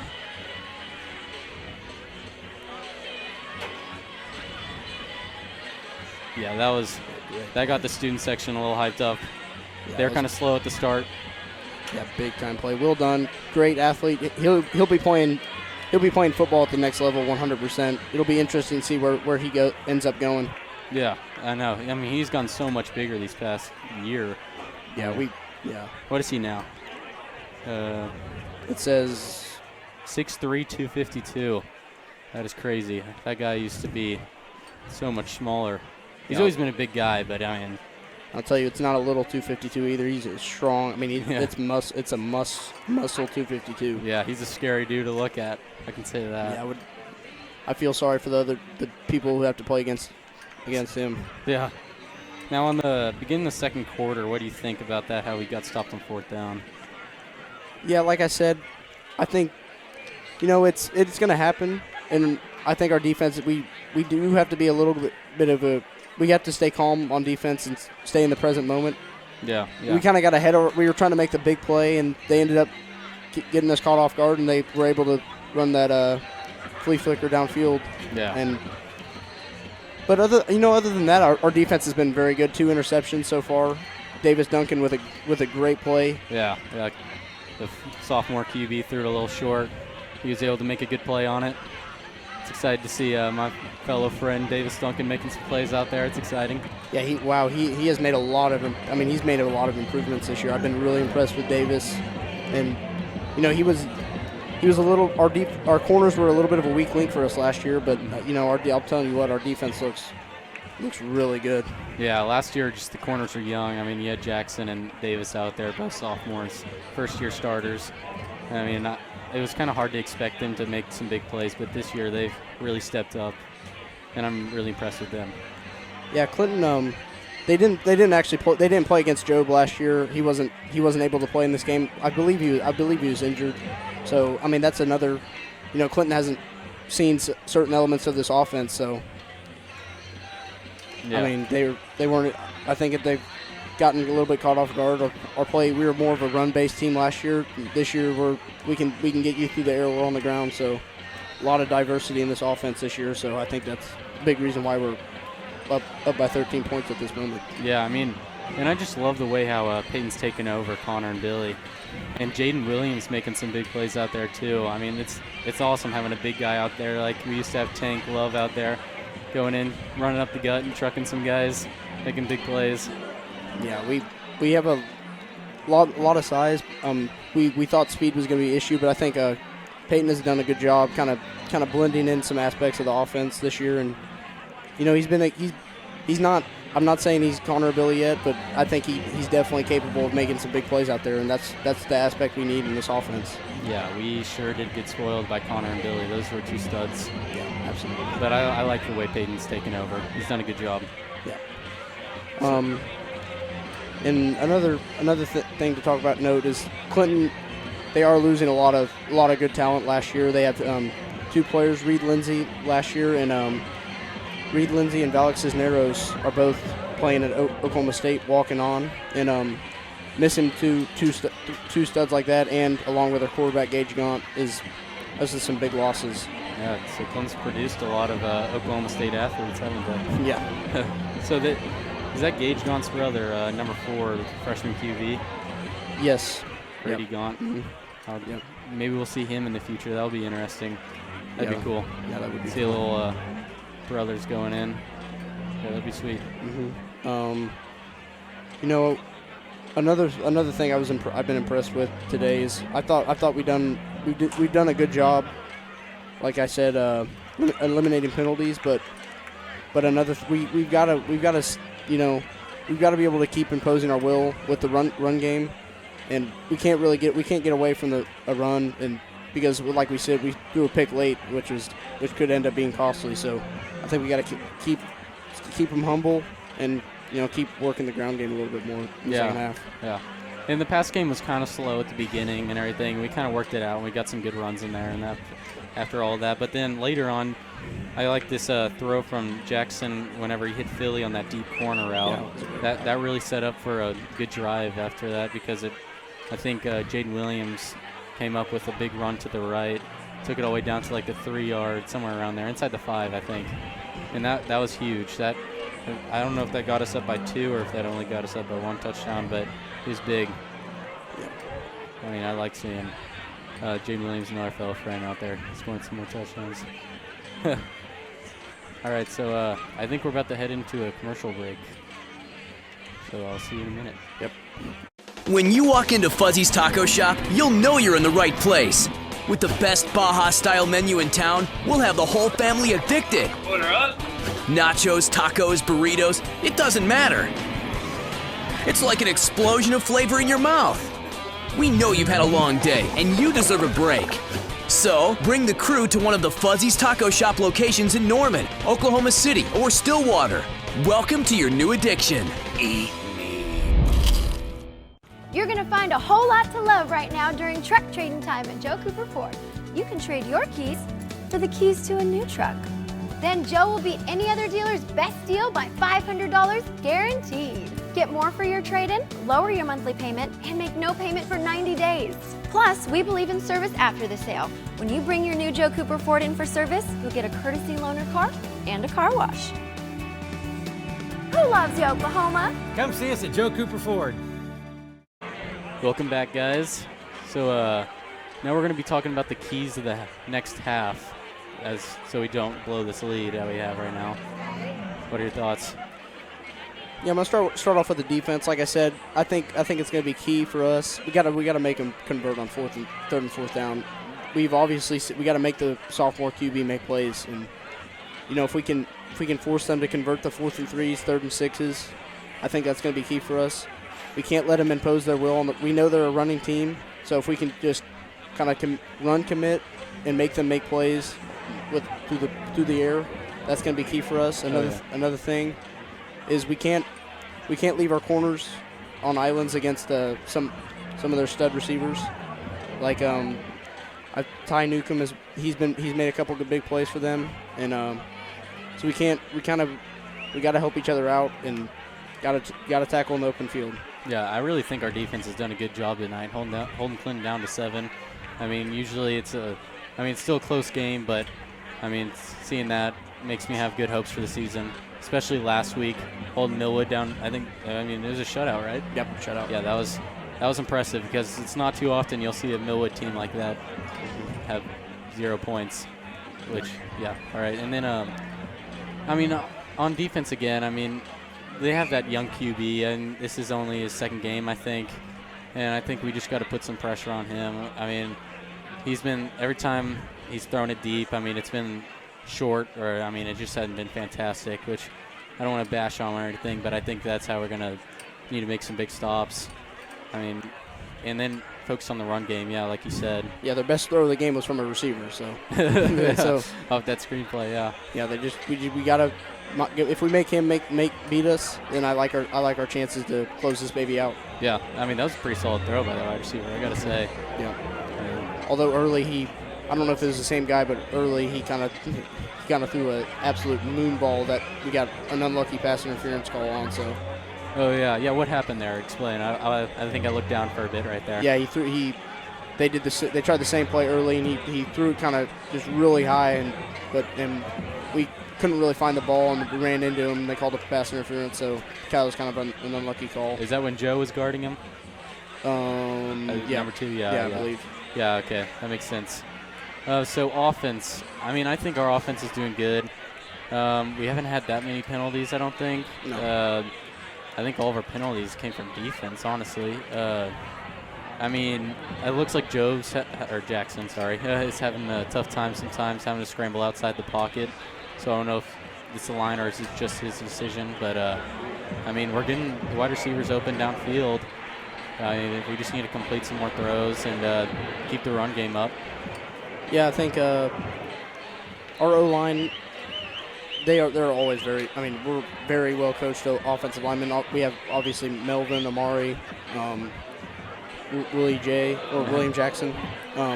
Yeah, he's very good. Our offensive line coach does a very good job with those guys, and we're pretty fundamentally sound. So I think they're really going to be our offensive line and our running game. I think that's going to be the key to the game. Close this baby out and come out with another Charger victory. Yeah. No, that's really important. And then the health this year, I think that's really been a good thing. How we haven't had, I don't know if we've had any injuries, unlike these past few years. We're always struggling with it, and we know we're a small school, and it's a tough time whenever players get injured. And there's not many people to recover with. Yeah, we got a bunch of guys playing both ways, and we're able to stay healthy. Our trainers do a great job, and I think our players, they do a great job being accountable, going into the trainer room, and getting healthy, doing what they need to do on the week leading up to the game to get rest and stay healthy for Friday night. Yeah, we got to give a shout out to Joe Waldron. He does a great job keeping everybody healthy. Yeah, and he has to work with a bunch of people in that small room down in the MAC. Yeah, guys, we enjoyed it. Hopefully we'll see you guys again, and hopefully we can come out with another victory. Hopefully we filled Michael McLaughlin and Jake LaForce's shoes for you guys. And I think that's about all we got. Thanks, guys. Thank you.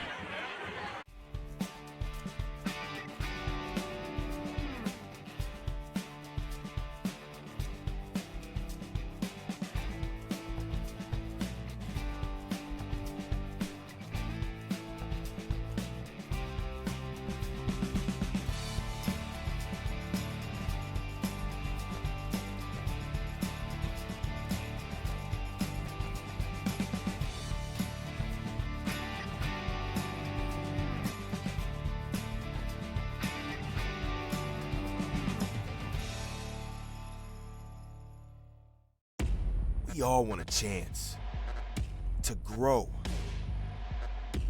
to use the present to impact the future.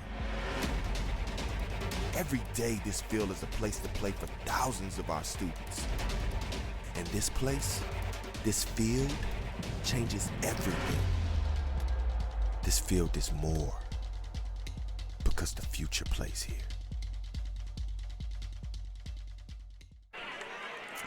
All right, welcome back. I hope you all enjoyed that halftime entertainment. Now you're back with Paul Jackson and Rick Stevenson.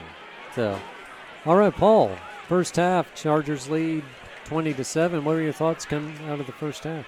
Chargers got off to a great start. They received the opening kickoff and had a long drive. Yeah, about over 6.5 minutes. Right, yeah.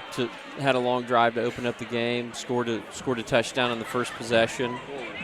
Then Clinton struck back with a really good play call on 4th and 4.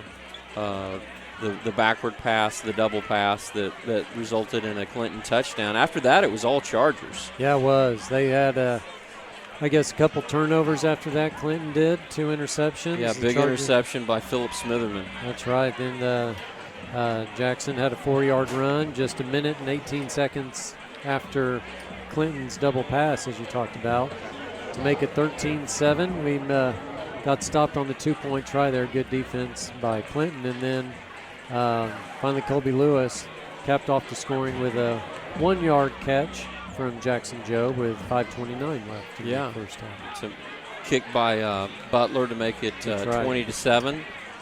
And that's where we are. That's where we are. That's where we are. Yeah, so we're what do you expect to see at the start of this half?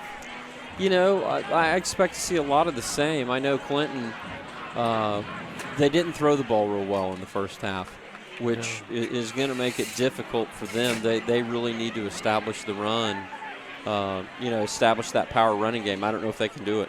Yeah, no, the Chargers' defensive line and linebacker we talked about. Yeah, the front seven. Yeah, let's revisit the keys to the game and kind of see how we're doing so far. All right, stop the toss. I think that's what you're talking about. They haven't been able to do that power run game. Exactly. So we're doing a good job on the toss. But some of that is how they scored their one touchdown, too, because we were obviously 4th and 4. You're crowding the box, their run team, and that double pass got us. So yes. But then match their physical intensity. I think we've done that. Yeah, and I think that we only had 2 penalties in the first half, an illegal procedure call and a holding call. I think that's right. And the physical intensity, really, it opened my eyes last week against Millwood. Okay. Because I thought last year Millwood was easily physical. the more physical team. Right. And it was 180 degrees this time. Uh-huh. That we really, Chargers were much more physical. And then finally, the limit penalties and mental mistakes. I mean, we had 2 penalties. I don't remember any mental other than, you may be able to call the double pass. Those are hard. I mean, that's why teams do them. Yeah, yeah. The Red Tornadoes were not fooled there. And, we took a shot. And with ours, yeah. Yeah. I was talking about their touchdown, but you're right. Yeah. You're right. I was talking about our double pass, or the Chargers double pass, which didn't work. But, wanted to take a shot before halftime, try to get one more score. It didn't work. But I think the Chargers are in a good position here. I think so, too. So here we are, just about 40 seconds till the second half kickoff. And I assume we'll see more of the same. It's too early to do much subbing, so personnel-wise, I think we'll see the same. The Chargers will be kicking from south to north, but, there's no wind out tonight, so it really is not making any difference. Looking at the flags, they're barely moving. So it would be good to get some of the young guys in tonight, see what they can do. I'm not sure Coach Bogert's thinking about that at the moment. Well, we are. Yes.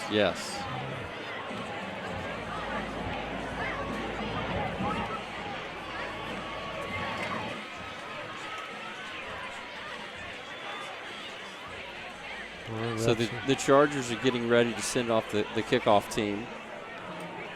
And the kickoff coverage has been excellent so far. Our feature player of the game, Connor Keith, I think he's made almost, if he hasn't made the tackle on kickoffs, he's forcing it, getting a hand on him, slowing him down. Mm-hmm. So,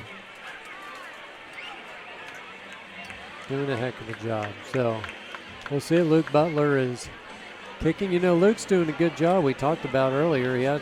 He's perfect on his extra points through 2 games or a game and a half. And, he wasn't playing. They kind of called him last minute and said, hey, come kick for us. Right, yeah. I've heard that story, and he's doing a great job so far. Yes, he is.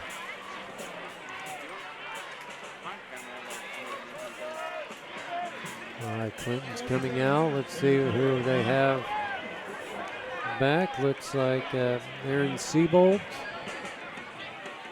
And number 1, Isaac Tubbs. Tailback. And then I think maybe number 20, who's one of the Bryson, I assume, brothers maybe. Yeah, we're good.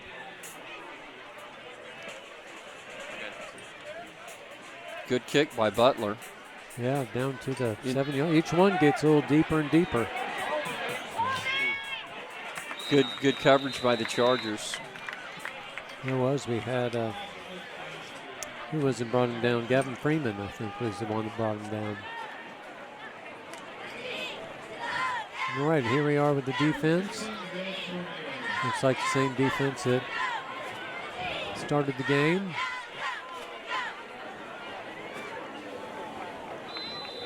Looks like Peyton Ernest is in at a corner along with Davis Duncan. Looks like they're waiting till they break the huddle to figure out who goes to which side. Okay. 1 back, 2 tight ends for the Red Tornadoes.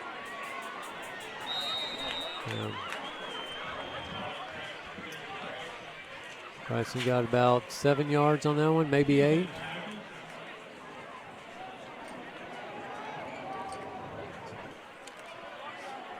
All right. Connor Keith. Yeah, Connor Keith on the tackle.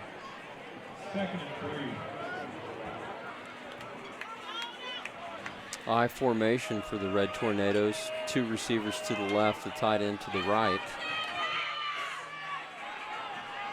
There's the toss sweep. Oh, good defense on the side there. Philip Smitherman, I think. Yeah, great defense by the Chargers. You're not going to outrun Philip to the corner.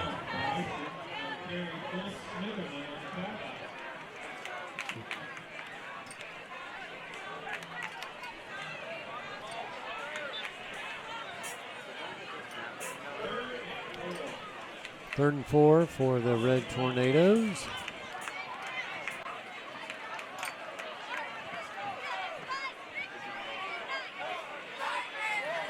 I think Philip Smitherman's trying to come out of the game. I don't know if he wears contacts. I think, Rick, does he have a contact lens he's having a problem with? Looks like he does.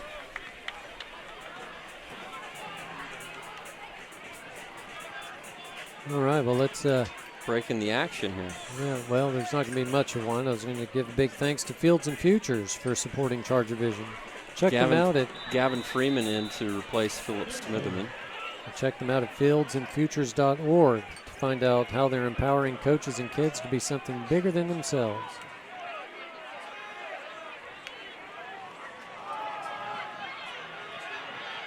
Wow. That's about a 12-yard run there for Caden Powell. Yeah, around the Chargers' right side.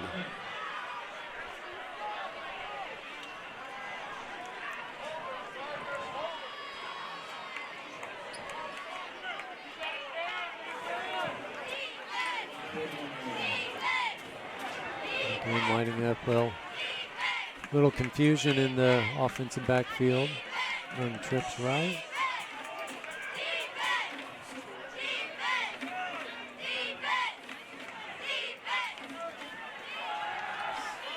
Powell back to pass. Ooh. High over the middle. Yeah, through the hands of Aaron Seabolt. Yeah, Seabolt, he's only 5'6", the way he's listed, so he tried to get up for that one. It's not quite high enough. Yeah, it looked like he kind of mistimed his jump there. May have. Yeah, so high over the middle, that's not a good throw to make, but he got away with it there. Yeah. So 2nd and 10 for the Red Tornadoes. They've got 1 first down on this drive. Penalty. We have illegal substitution, maybe? I mean, that was an awful... Right. Yes, that's the call. Illegal substitution on the Red Tornadoes. 5-yard penalty. Yeah, so now Cisneros is back in there, quarterback, so they must be alternating some, though we haven't seen him in a while.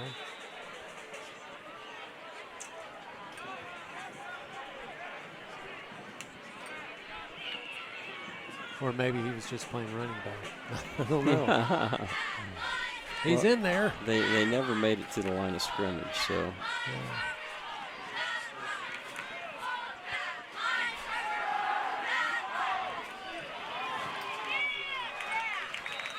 All right, that's a decent gain for him. It still brings up 2nd and long situation, or 3rd and long situation. Right, yeah. What is that, 3rd and 7? Yeah, 3rd and 7.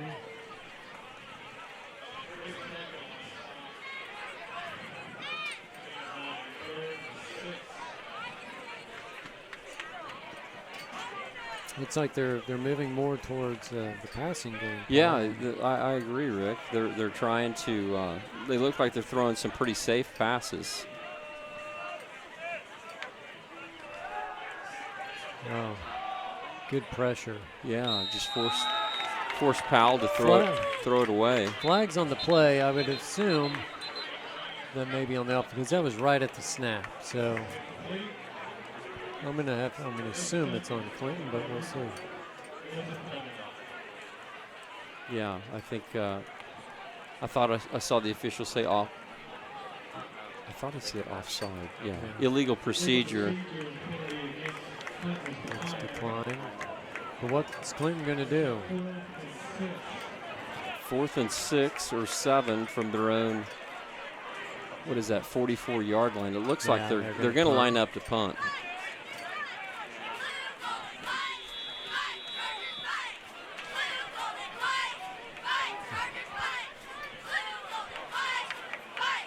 It's a good defensive stand by the Chargers.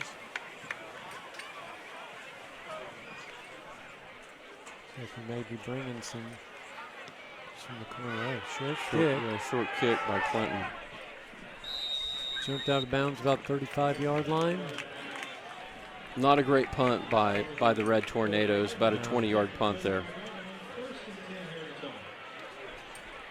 So the Chargers are going to have their first offensive possession of the second half. What do you expect to see here, Rick? Yeah, I think we're going to mix it up just like we have been. I mean, no reason to do anything different. I think we'll see a lot of runs, and then Jackson's going to show off that gun. Yep. Yeah, I expect to see the coaches, remain pretty aggressive with their play calling here.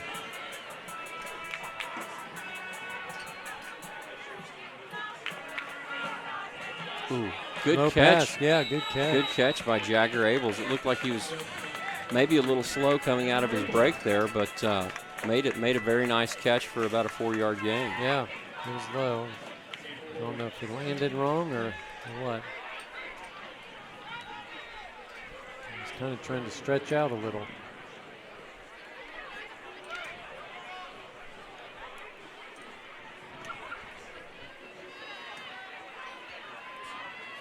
All right, 3 down linemen for Clinton. Oh. Wow. Wow, yeah. Good defense by the Red Tornadoes. Number 7, Dalton Denny, made a huge quarterback sack there. What did the Chargers lose on that, Rick? About 20 yards? Yeah, let's see what they...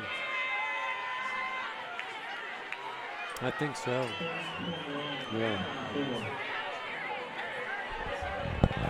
Yeah, that was a good pursuit, though. I mean, Jackson won't go down very often like that.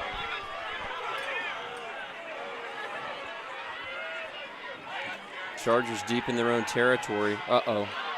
Oh, wow. Oh, what a catch. Whoa. What wow. But the ball was thrown right to a Red Tornado went right defender. Through his hands. Yeah, went right through his hands into the hands of Colby Lewis. And Colby caught the deflection and ran in for a touchdown. Wow. That was an incredible play. 76-yard touchdown. We'll definitely see some Charger revision on that one. Yes. A 76-yard touchdown there for the Chargers. Yeah. Which should have been intercepted. Yes. Yeah. Sometimes it's better to be lucky than good. Exactly. And kick is good. So let's, as soon as Ryder is ready, we are going to show that to you again. Those of you who may have turned away to grab a snack. We're almost there, but yeah, Paul, that's why you practice the tip drill. You're right, Rick. Wow. The Chargers worked it to perfection there. Yeah, never give up on a play, never slow down.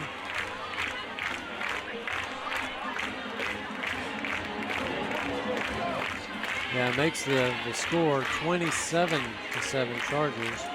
So that's Colby's second touchdown. That was a huge turn of events there. It looked like it was going to be an interception by Clinton on about the Charger 40-yard line, and instead you're getting ready to see what happened.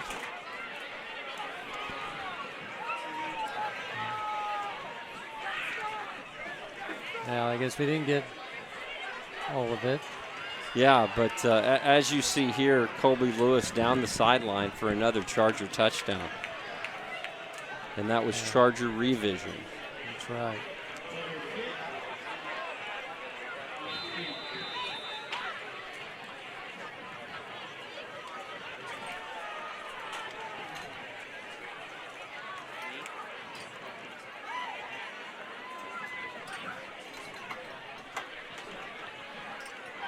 Good kick by Butler down to almost the 5-yard line. Yeah, he's getting those down there. Good tackle there by Connor Keith. Another special teams tackle by him, and I think his brother Nick Keith. He was in there too, number 42 tonight is Nick Keith. Right. Wow, what a turn of events, Rick. Yeah, that was big. You know, Clinton had just sacked Jackson Joe. It was, what, was it 3rd and 21? 3rd and 21. And, wow, the Chargers caught a deflection for a touchdown. I think you even said, oh, no, because you could see there was a defender right there right through the ball and just went right through his hands. Ricocheted a little. Colby, right place at the right time, good concentration, and took it in.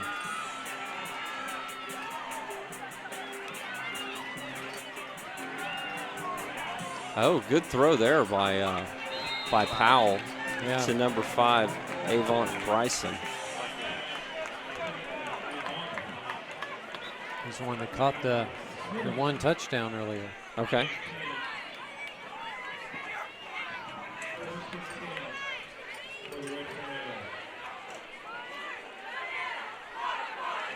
Yeah, I think we're going to see a lot more passing now.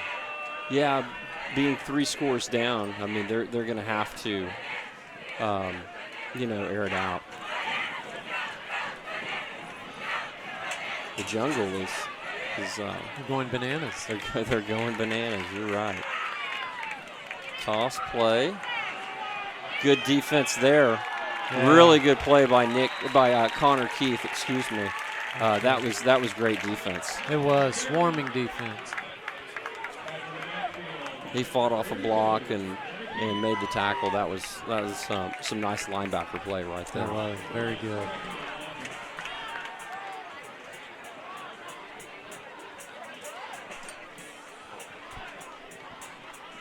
All right, 2nd down and 11. We've got 6:40 to go here in the 3rd quarter.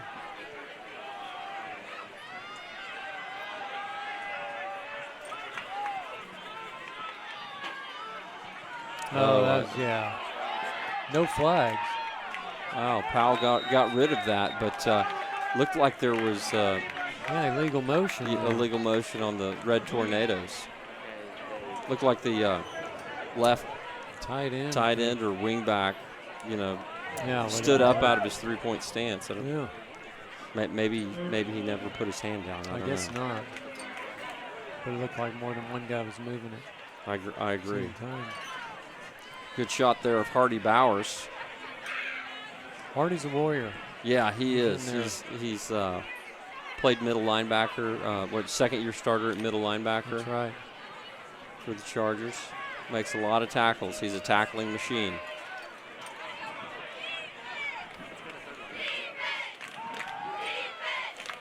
Oh, wow. Who was that? Dang. Oh, yeah, late hit on Amari. It's not going to be enough for a 1st down, though.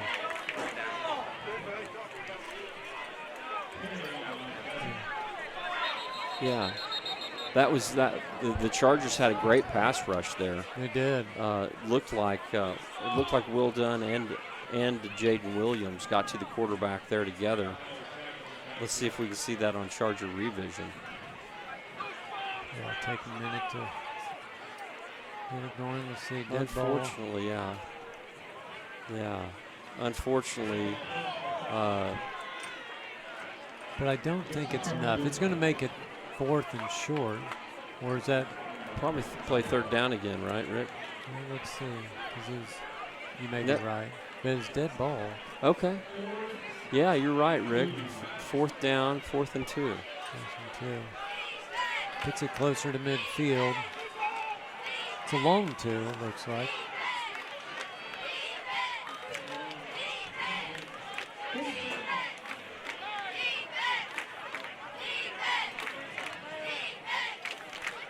It doesn't look like we're going to get to see that again on Charger revision at the moment, but big play here, 4th and 2 for the Chargers.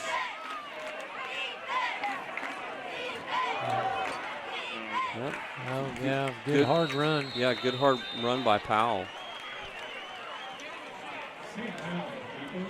Let's see who's in there. Hardy Bowers on the tackle.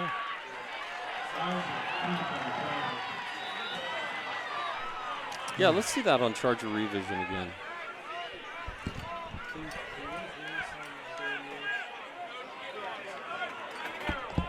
That's okay. Yeah, it was a good rush, though. Yeah, great pass rush by the Chargers. So 1st and 10 at midfield for the Red Tornadoes. Right at midfield. Looks like they're having a little trouble getting lined up. Trips right. Screen. Oh. Who was it? They came in there like a missile. Who was that? I think that was Hardy Bowers.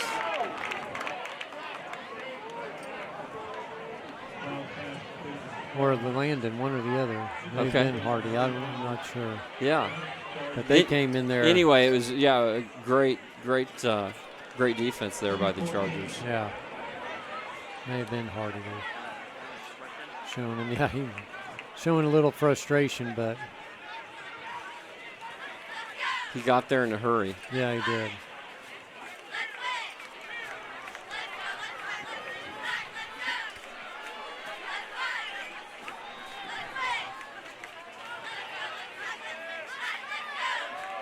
Pitch sweep.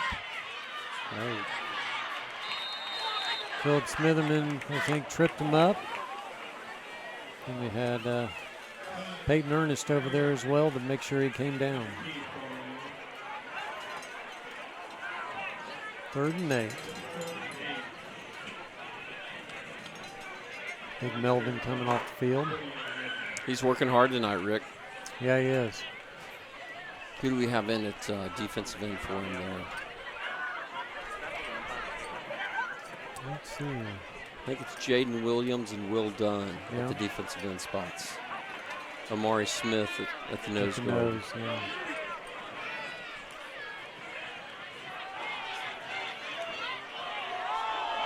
Double move there. Good defense by Davis Duncan. Yeah, good. He's in the right place. Up. Is he cramping? Looks like he may be cramping up.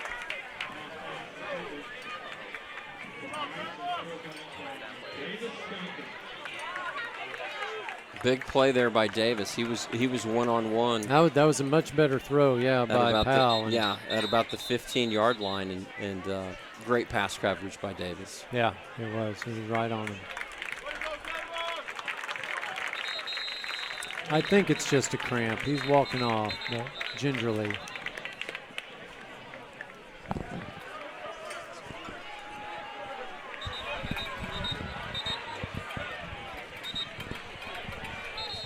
So 4th and 8 from the 48 for the Red Tornadoes. Looks like they're lining up to punt. This is a pretty good spot to try a fake. Especially when you're down 20. Yeah. Chargers look like they're in punt safe.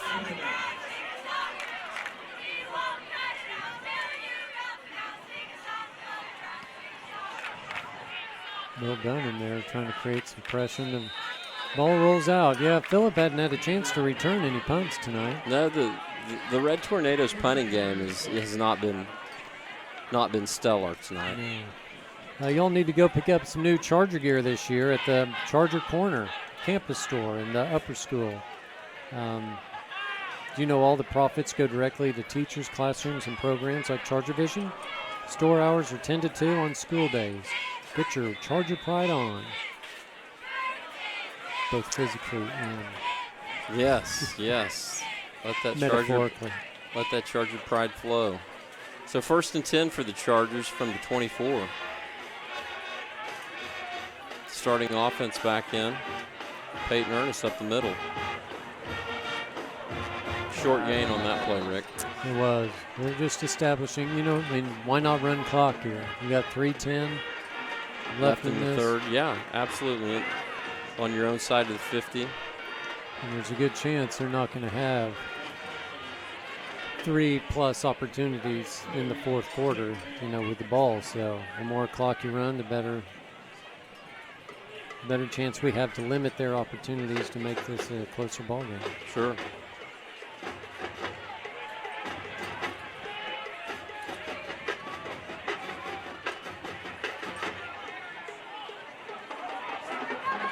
Peyton Ernest. Good run there by Peyton Ernest. Oh, yeah, he shows some speed. Yeah. Yeah, real good run there by Peyton Ernest. He looks like he may be cramping a little bit as well. He does. His spikes are also, or cleats are also sparkling. Yeah, there you go. Good run by Peyton Ernest for a Charger first down.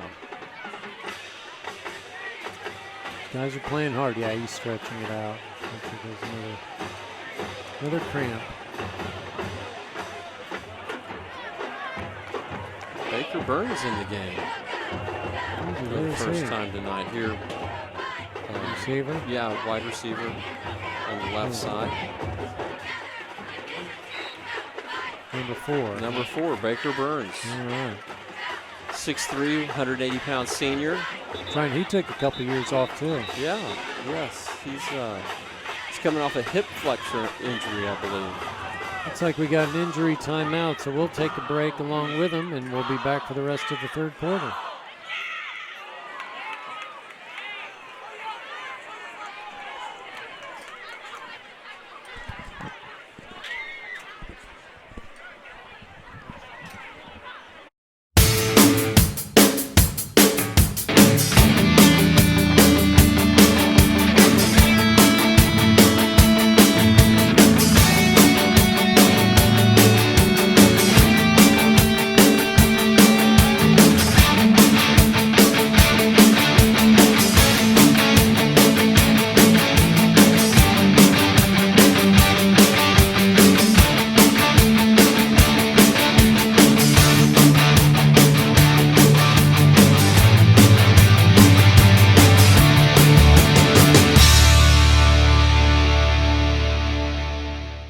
In a world full of distractions, achieve attention driving a brand new Mercedes-Benz from Mercedes-Benz of Oklahoma City.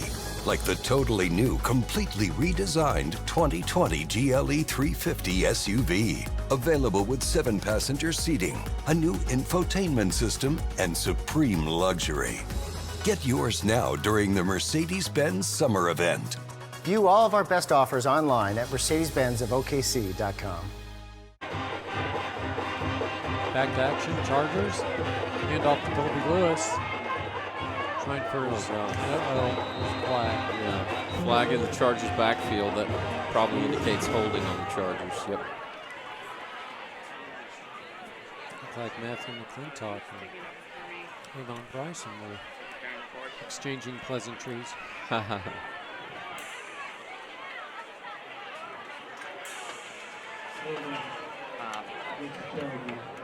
Wow, Baker Burns.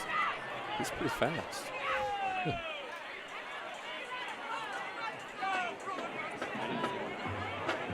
So what is that going to make it, Rick? 2nd and 20? 20 for the Chargers? Yep.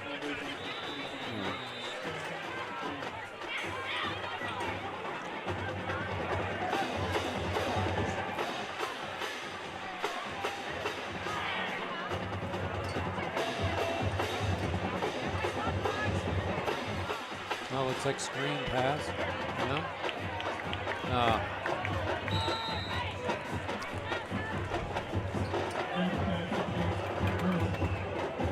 Well, yeah, that's you can see that going when you let the defense in. Sometimes that's a giveaway that, okay, they're going to be throwing a little screen pass, because usually we don't let that type of pressure go. So we'll get that back. Yes.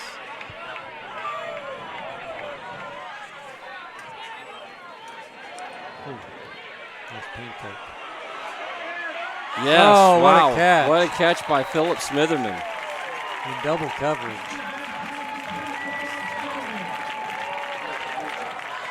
Yeah, great catch there. That was. That's good concentration there. Big third down conversion, right, Oh, Rick? here we go. That's some quick revision. Yeah. He also high pointed the ball, Paul. You want to tell us what that means? Down to the Red Tornadoes 30-yard line. Chargers are threatening here at the end of the third quarter. Doesn't look like we'll run another play in the third quarter. So Chargers going to end the third quarter up 27-7 against the Clinton Red Tornadoes. That's right. We'll take a timeout, and we will come back for fourth quarter action. We're changing healthcare and our name. Now we are SSM Health St. Anthony. But who we are on the inside is still the same. A community of saints in action who have always been a part of SSM Health, making healthcare more accessible when and where you need it. SSM Health St. Anthony. We are saints in action.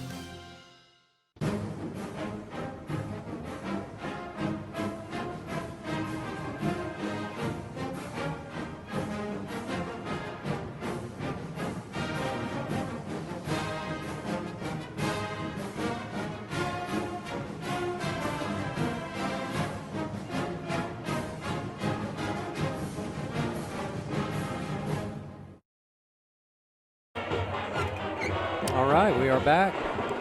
Fourth quarter about to start with Chargers leading 27-7. Paul, only one score that quarter, and that was the Colby Lewis Immaculate Reception. Yes. Yeah, that was a Chargers were whole incredibly fortunate on that play. Yeah. But the Chargers getting ready to strike again from on the Red Tornadoes 29-yard line to start the fourth quarter. 1st and 10 for the Chargers.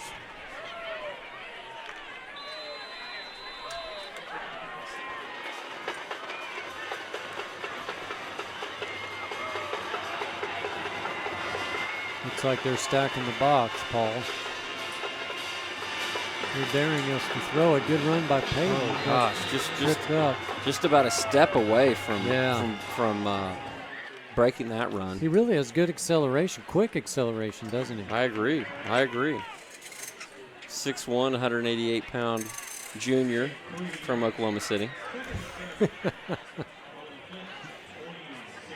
ICMS junior high.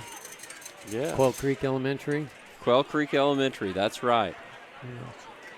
Former QC Dodger out there. And former Charger from the Edmond EASI Football League.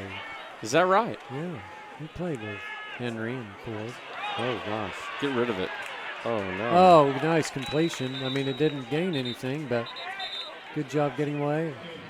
Oh, there's a flag. It's in the area of holding, Paul. Could have been a block in the back, it looked like to me.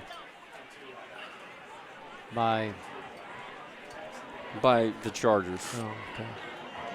Yeah, it's on the Chargers. They're backing up. Block in the back, you are correct. Yeah. So still second down. Big penalty there. Spotted the foul. Yeah, that's true. That was in the backfield, so it's more than just a 10-yard penalty. Yes. It was 20-yard. We went from 2nd and 7 to 2nd and 27. Right, so I think that was 10 yards from the spot of the foul. So, yeah, big penalty there on the Chargers.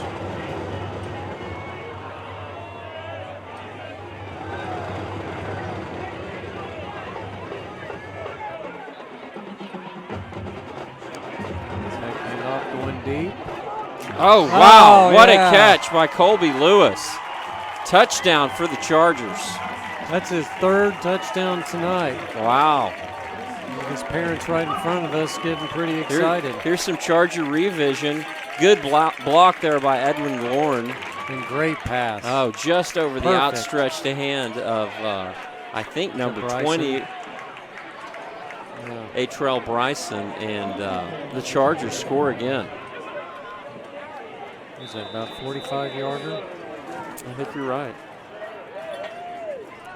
45-yard strike, Job to Lewis. makes it a score 34-7 Chargers. Yeah, the Chargers are rolling now.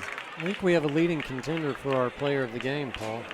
Yes, I think you're right. I think Colby Lewis is looking like he may be named the player of the game. That's right. We'll let you know in about another 10 minutes of game time. But does anyone sponsor the player of the game? Is it the Richard Eric Stevenson player of the game? Oh, that's a good question. Many of our sponsors who want to call in and that's right, and be one of the sponsor the player of the game. Player of the game. Yep. We'd be happy to hook you up. But I think we will give that one. That one was a good drive, and I think that's a clinching drive. So we'll call that our Joe Cooper drive of the game. Joe Cooper Ford drive of the game. Okay. Yeah, good decision, Rick. I like it. Well, we want to thank all of our sponsors. You know, a lot of other stuff's going on. The fast pitch softball team, they've been hit with the injury bug, but they've been coming along lately. They're 3-8, but Trudy Taylor has become the school's all-time home run hitter. Good for her. Yep, she has 4 this year. Annie Perkins is batting .564 with 4 doubles. Lauren Day continues to toss fire from the circle with 49 strikeouts and 41 innings. So next Thursday, September 19th, is the next Charger Vision for softball. Good kickoff there by Butler. And I think Isaac Tubbs. Yes. And there's our guy again. Connor Keith. Yeah, Connor Keith having a great night on special teams. Yes, he is. And the Charger volleyball team is off to a 6-6 start. I don't know if that included last night or not. They had a nice win last night over, I think it was Community Christian. I think it was senior night last night, Yes, right? it was. Yes, it was.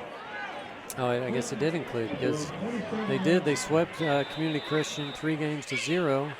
That was on Charger Vision. Many of you probably watched. You can still access it. If you missed it, you can still go to the on-demand section and watch. Excuse me.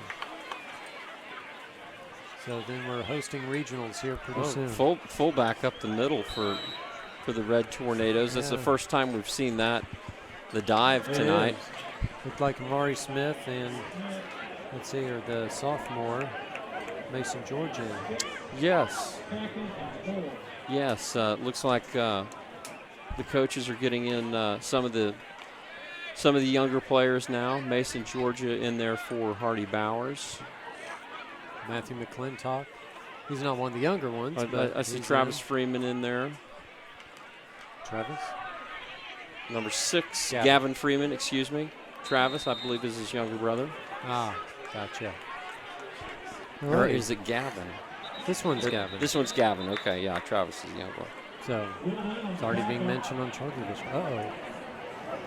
We got a Red Tornado down.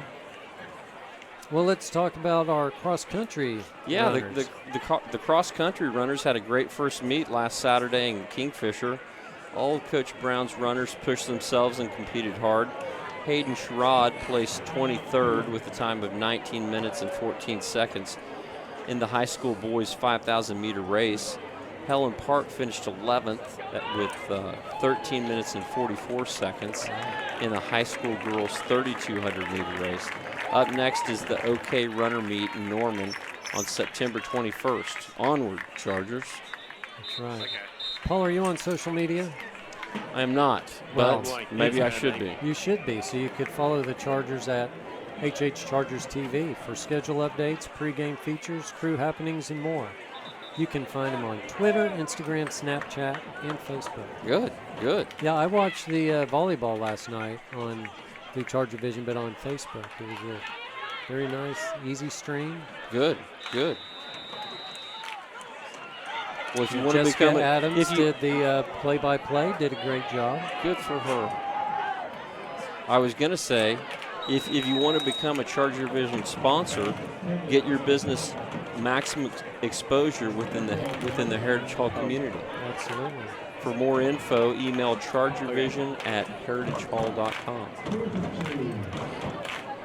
There's Davis Duncan, who's had a solid game defensively tonight. Yeah, Davis has had an interception and 1 or 2 passes broken up. Yeah. Nice tan line, too, on his arm. What else are you going to do? I mean, like. Yeah. Wow. Looks like another 3 and out for the Red Tornadoes. Yeah, I'm kind of surprised that they threw that pass on 3rd and 4. Seems like that would have been more something they would have run. I agree. Wander's quarterback. You know, we've had a hard time stopping him in some of those quarterback runs. Yeah, penalty there on the Red Tornadoes, an illegal substitution penalty, which is going to make it 4th and 8, or 4th and 7, excuse me. Chargers are looking really good, Rick. We've caught some nice breaks today, but you know, that's the way the game goes. Yeah, no, they've been very solid. I mean, this is the 4A number 14. Right. The Tornadoes. They're going to have a lot of success this year. The Chargers are solid once again. Ooh, Phillip. Wow. Nope, they said he was blocked into him, so no penalty.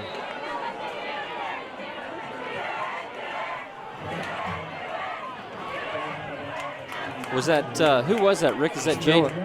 Oh, is that Phillip Smitherman? Yeah. Okay. Normally he's back catching the punts. It's true. I didn't see it. Oh, it was probably Freeman back there, I assume.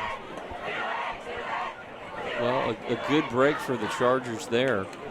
We keep getting good breaks tonight. Yes, we do. The breaks have gone our way. Bounces, breaks. But, you know, Clinton's played a pretty clean game. They haven't had many penalties. They've had a couple turnovers. Right, yeah. Yeah, they just really haven't been able to generate any explosive plays against the Chargers defense. Looks like Robert Imbro's in at quarterback. Number 4, Baker Burns in at wide receiver, along with Jagger Abels, Matthew McClintock. Delayed game. And number 30, Mason, Georgia. Chargers were going with 4 wides there.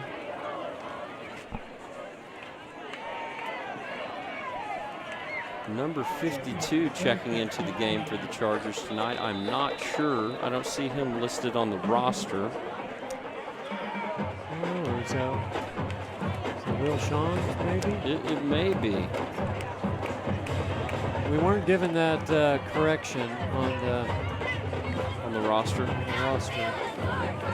also, someone else just changed to number 64, but I didn't see what his number High was. snap there to Robert Imbro. Imbro did a nice job catching that snap and rumbled forward, getting just back to the line of scrimmage, I think. You can see someone just threw on jersey number 64, but we know that's Will Shepard's number normally, and he's not in. He's still injured. Yeah, he's on the sideline tonight. Not sure, so I apologize if that's some aunts and uncles listening.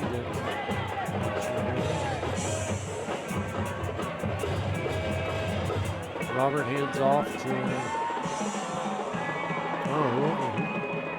Did you see who that was? I did not. I could not see that number. Looks like number River 7. Faulkner. Yeah, River Faulkner. Good for River. That was a nice hard run by a freshman.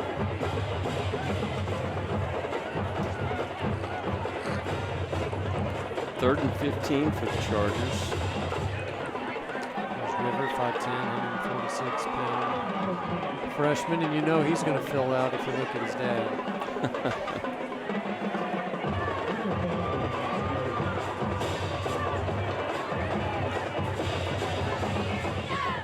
Still in the backfield with Robert Imbro.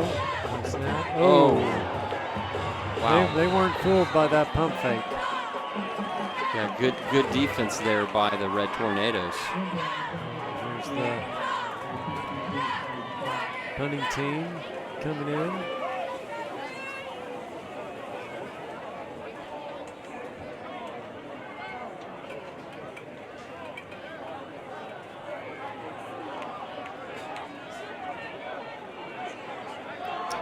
So who's back? Oh, Jackson Joe back at punter. This is the Chargers' first punt of the night, Rick. Yeah, it is. Only 10 yards deep. Oh, that's how you get the good bounces, though, is that rugby-style kick. Yes. Yeah, good punt there for the Chargers. Down by Philip Smitherman. Jackson comes off the field.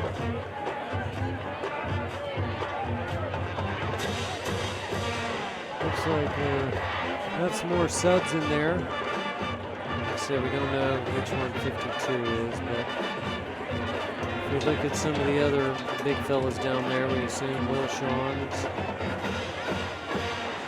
possibly Camden Britt in there. Could be. There's Nick Keith in the game for his brother Connor. Last time he substituted for him, he got an interception. I know, yeah, against the Falcons, he absolutely did.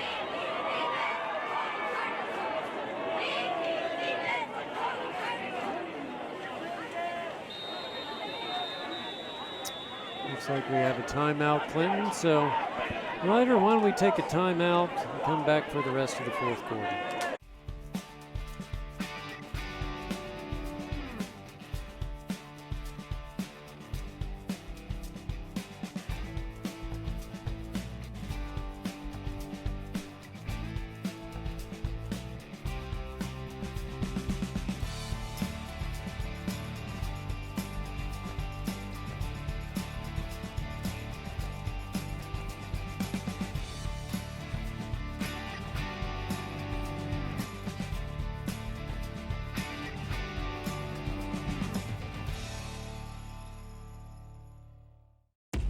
We all want a chance to grow, to use the present to impact the future.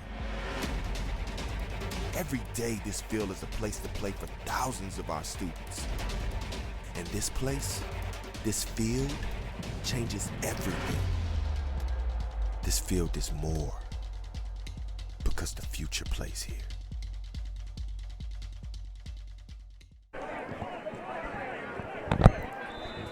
We're back. There we go. All right. Here we are. Just under 7 minutes left in this ball game. Chargers have some younger players in right now. Good defense there by the Chargers. Very good defense. I left my camera for like 3 seconds. Yeah, there's a number of players. We apologize. A number of players who really have loose, so it tilted changed up jerseys or traded jerseys. So we're not sure who some of them are, because we had number 50 in there also who's not on the roster. Yeah, 52, 64. I believe 50 is Max Bates. Okay. I'm pretty sure about that. 52, 64, I'm not sure. Number 7's River Faulkner. He's in there playing linebacker.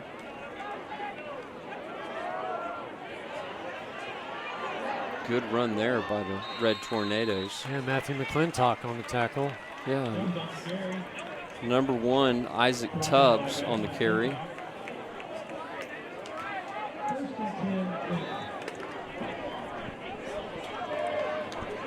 Another one, 51 coming in, replacing 52, but either of them on our roster.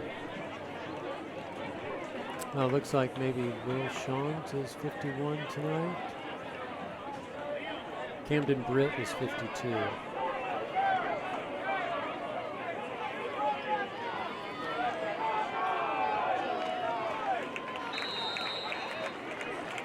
Tough hard run there. I didn't see Number 8, Tyson Miller for the Red Tornadoes. We'll let him keep running the ball, just use up the clock. Right.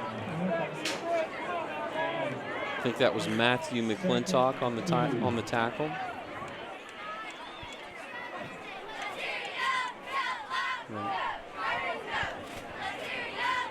Excuse me.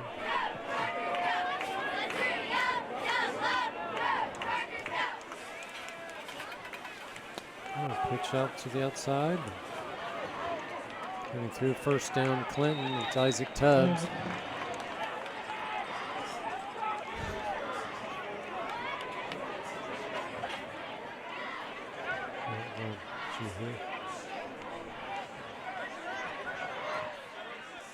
Yeah, we're all discussing up here in the press box. Oh, that's it's Jake Denny.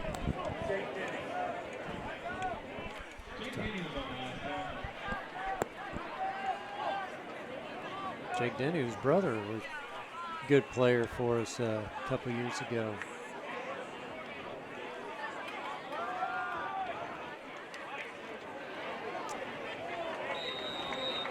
Good hard run there. There's a freshman, number 26, KJ Evans on the tackle. Some different faces out there for the Chargers right now, but Noah Whitmire, freshman, also getting in some action at cornerback for Colby Lewis.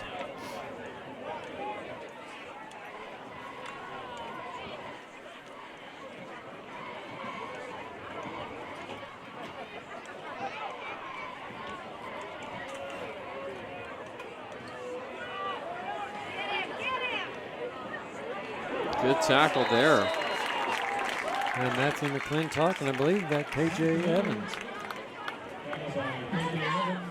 Now we got Baker Burns coming in the game.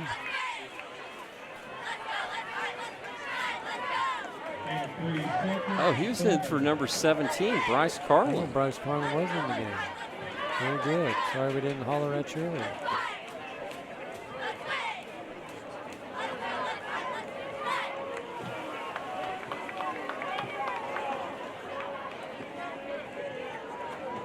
Fullback up the middle there. There's River Faulkner again on the tackle. He's a tough little player. He'll get his nose in there. Then we have Cooper Cookson and Dre James coming in. More freshmen.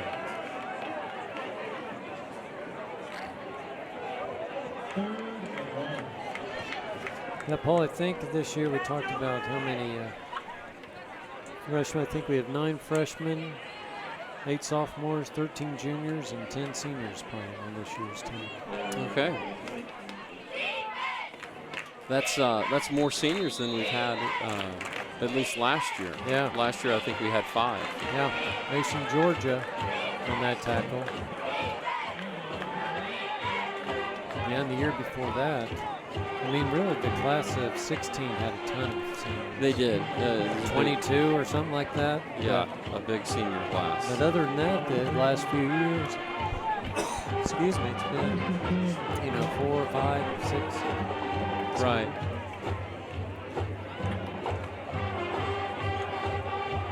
Fumble there on the snap. By Caden Powell. Just jump right back on it.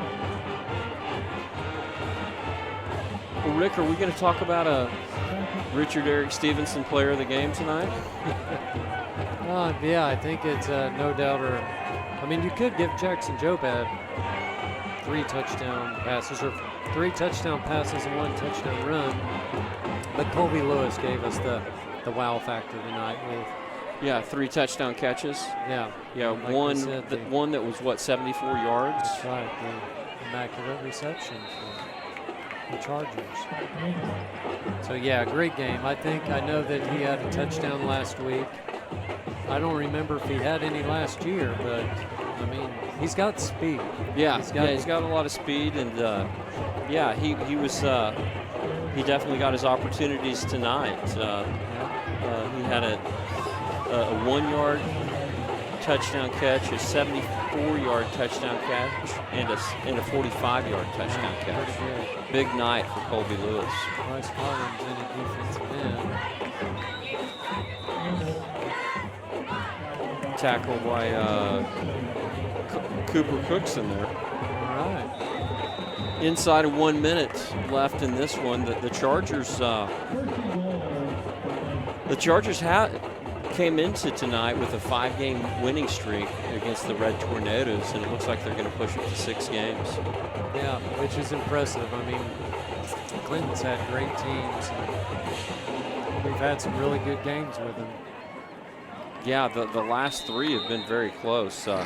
Last year, the Chargers won 20-12 in Clinton. The year before that, the Chargers won 28-24 here at Heritage Hall. I think they were 2 years in a row in Clinton. Oh, you're right. You're right. Yeah, that 2017 that was at Clinton, and then 2016 at Heritage Hall, the Chargers won 28-13. So looks like they may just let the clock run out instead of trying to score one more time. But that's a victory for the Chargers, Paul. Puts the Chargers at 2-0 on the season, limiting Clinton Red Tornadoes to 7 points. That's very impressive. So we'll take a break and we'll come back with our player of the game, Colby Lewis.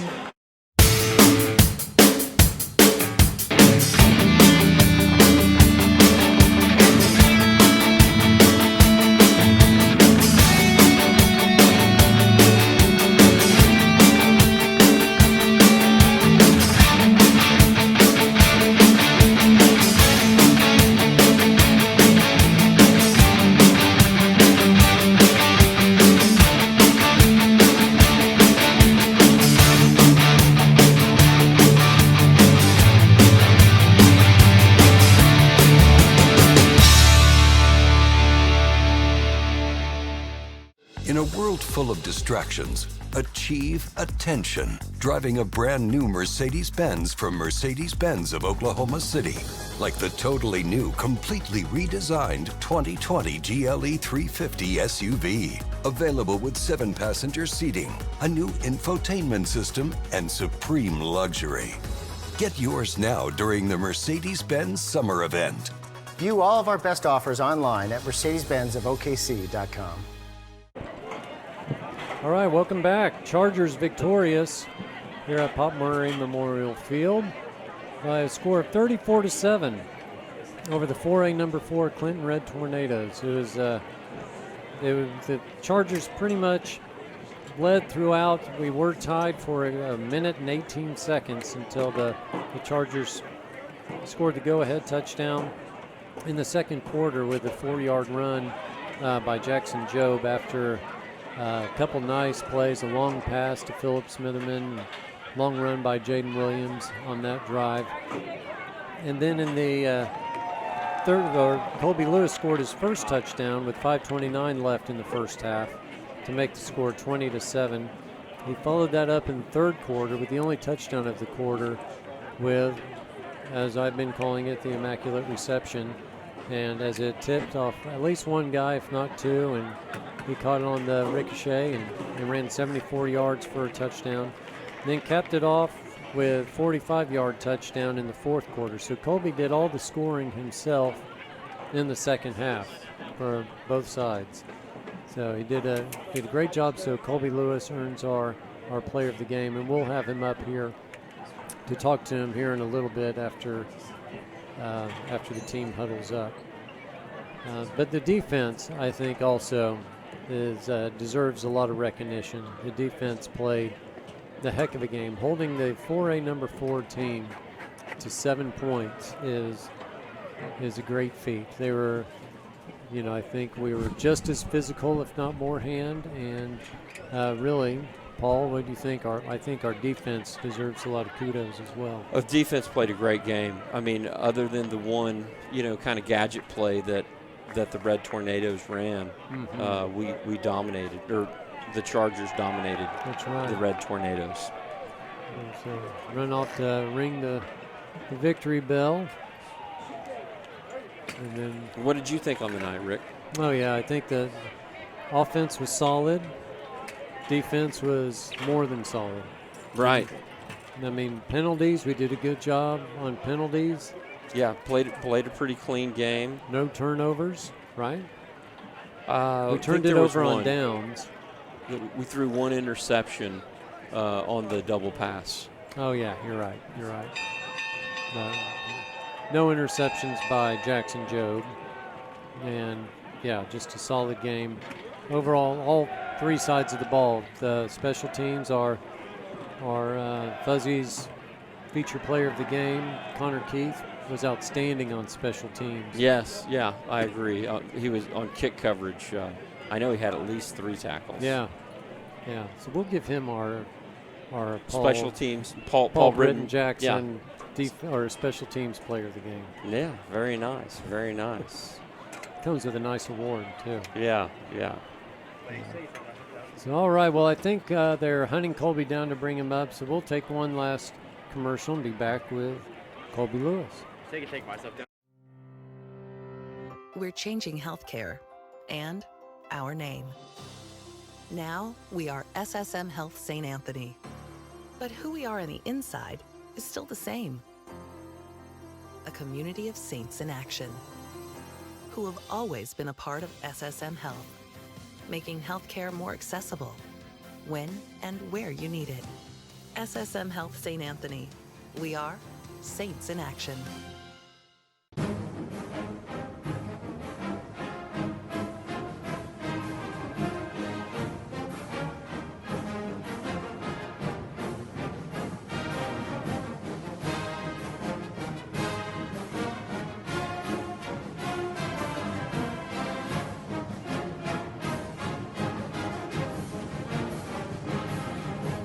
When you walk into Fuzzy's Taco Shop, you'll know you're in the right place.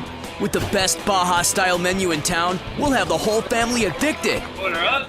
Nachos, tacos, burritos, it doesn't matter. It's like an explosion of flavor in your mouth. We know you've had a long day, and you deserve a break. So, bring the crew to one of the Fuzzy's Taco Shop locations in Norman, Oklahoma City, or Stillwater. Welcome to your new addiction. You're going to find a whole lot to love right now during truck trading time at Joe Cooper Ford. You can trade your keys for the keys to a new truck.